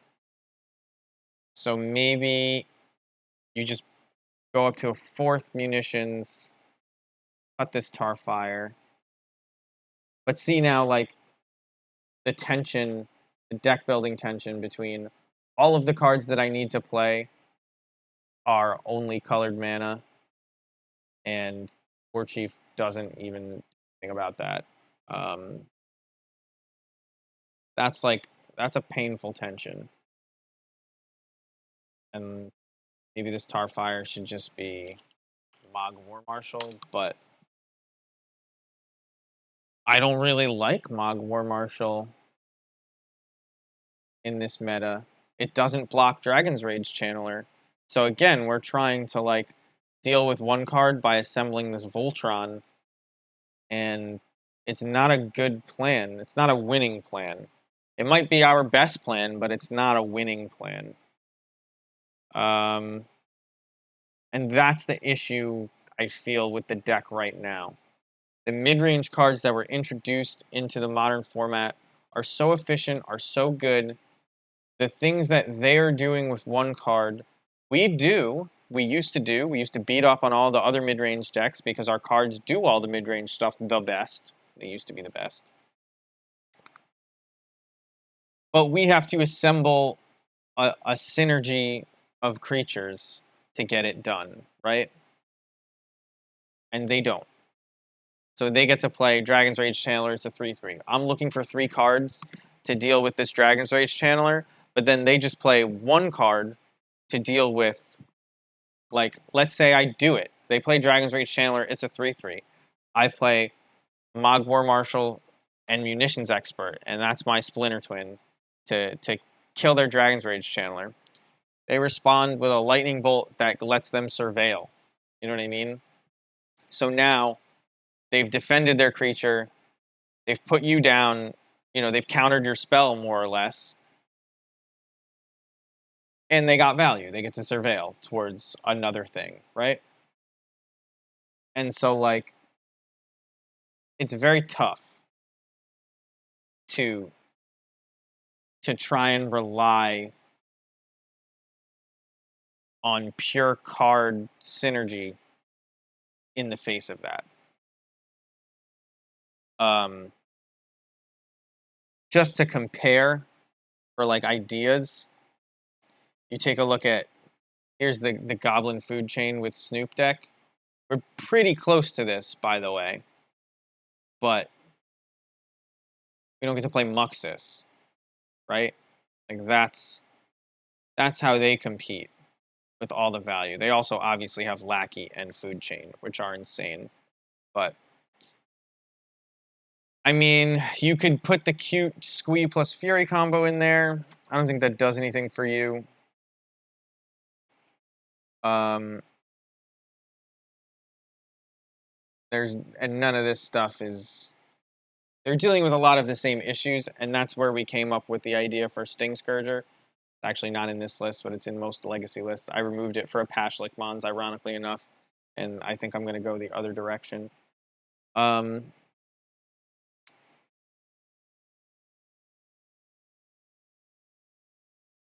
Yeah, so going back to our modern list, the cards we need are. I guess I'm going to coin a new term here because we're talking about the value of these mid-range threats like Dragon's Rage Channeler. Everybody knows about getting 2-for-1s, and their deck is sort of full of like these like 1.5-for-1 type spells like Dragon's Rage Channeler. I mean, uh, Ragavan is like a 4-for-1 sometimes, right? Like it makes mana, it does damage, it draws a card, it whatever.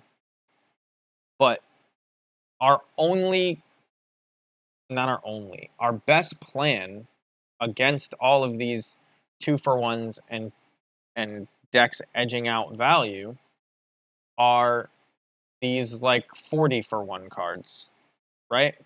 Like Blood Moon, Leyline, Chalice of the Void. You can't cast any spells. And you saw at the end of that last game, he angrily cast like 4 or 5 spells into my chalices just to show that he had them and he was mad about it. Um, so like they get so much value compared to us. That's why we need these 40-for-1s. That's all we can do. Is oh yeah, maybe you just don't cast any spells and then I win.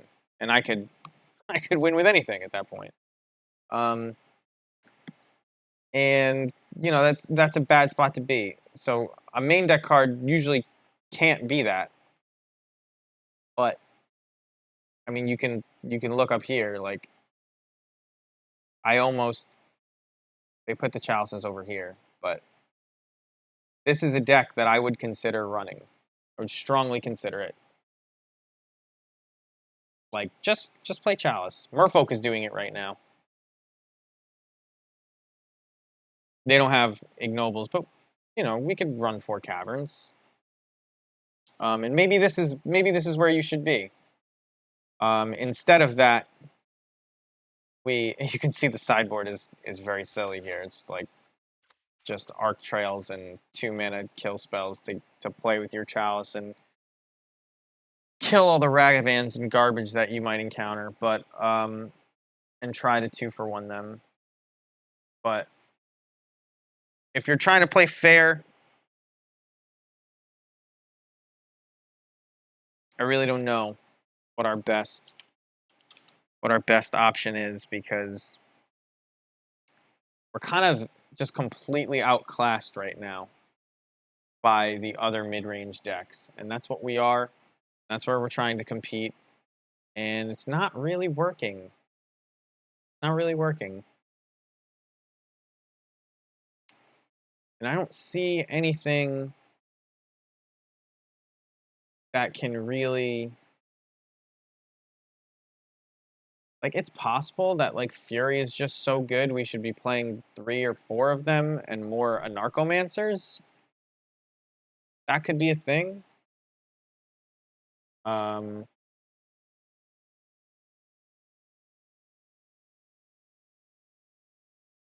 it's possible that maybe we need to regenerate our creatures.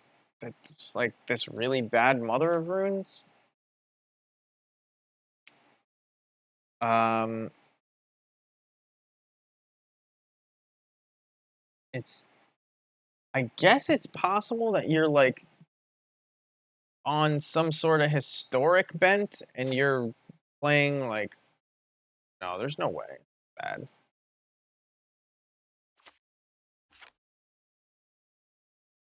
Um This is bad too. Maybe talking about getting outvalued and like Port is a super value card. So is Pyre.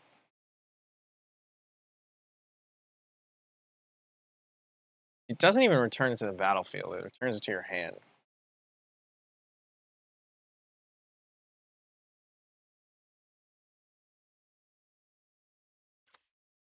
Maybe we just like play a bidding.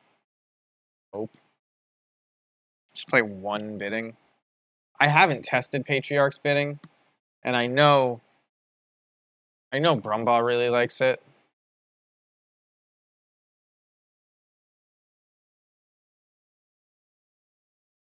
It is each player, which is the unfortunate part.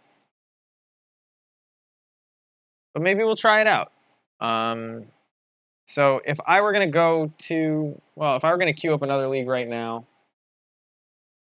I don't think I want this War Chief.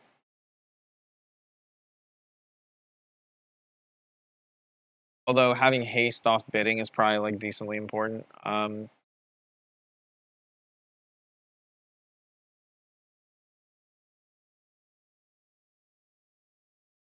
don't think this list is really made for bidding.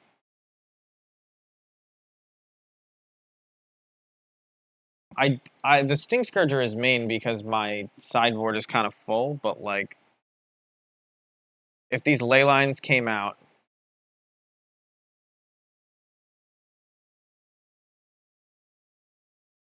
then you could play more Mog War Marshals and move Sting Scourger and Crater Maker to the board. Although I do like having them game one because we kind of have to steal games. I don't know what you would put in the board then.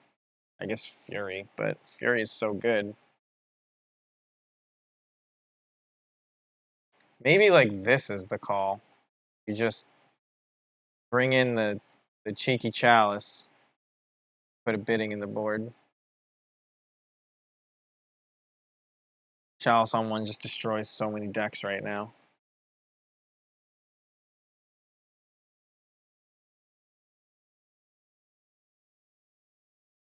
Not sure. Bidding does not seem good in this list, but I would test it. And I would think about changing these ley lines for something else. Although showing up without Graveyard Hate is probably bad, right? They'll probably just turn them into relics again. Anyway, that's going to be it for me. Thank you for joining. If this is your first time here, please follow. If you have Twitch Prime and you like these emotes that the extremely talented Sugar Peach Lee on Twitter and Instagram and this chat has made for us, I like seeing them pop up there. Consider subbing with Prime. Just like seeing them get used. Or just use your fucking channel points and put them in the chat, because you can do that. I'll make that like 0, so you can do that whenever you want. So I don't care about the Prime. It's not what it's about. I want to see people use her emotes because they're really good. Anyway, thank you again. If you're not in the Discord, join the Goblins Discord. Follow, subscribe. I post these things on YouTube. I play Goblins all the time. We're going to be playing more Historic. We're going to be playing more Legacy. We're going to be playing more Modern. Eventually, we will get those to scheduled days. Right now, I have band practice on random days just because we're working around somebody's schedule. So I stream when I can, which is often, but I can't write it on paper, which is bad. But anyway, thank you again. I hope you guys... Is Evan on right now? I'll raid Evan with 2 people because I'll watch Evan if he's on. Just call him Everos. Let's check. He's not on. So fuck it, I'm not raiding nobody. Nah, you know what? Let's raid. Let's raid. AJV20. They're going full degenerate. There's like a... I think there's an underscore. AJV20 underscore. Yeah. I guess AJV20 was taken and they didn't want to go for 21. But anyway, thank you again for joining. I hope that you have a good night and that I get to see you around here again. Snapcaster Mage.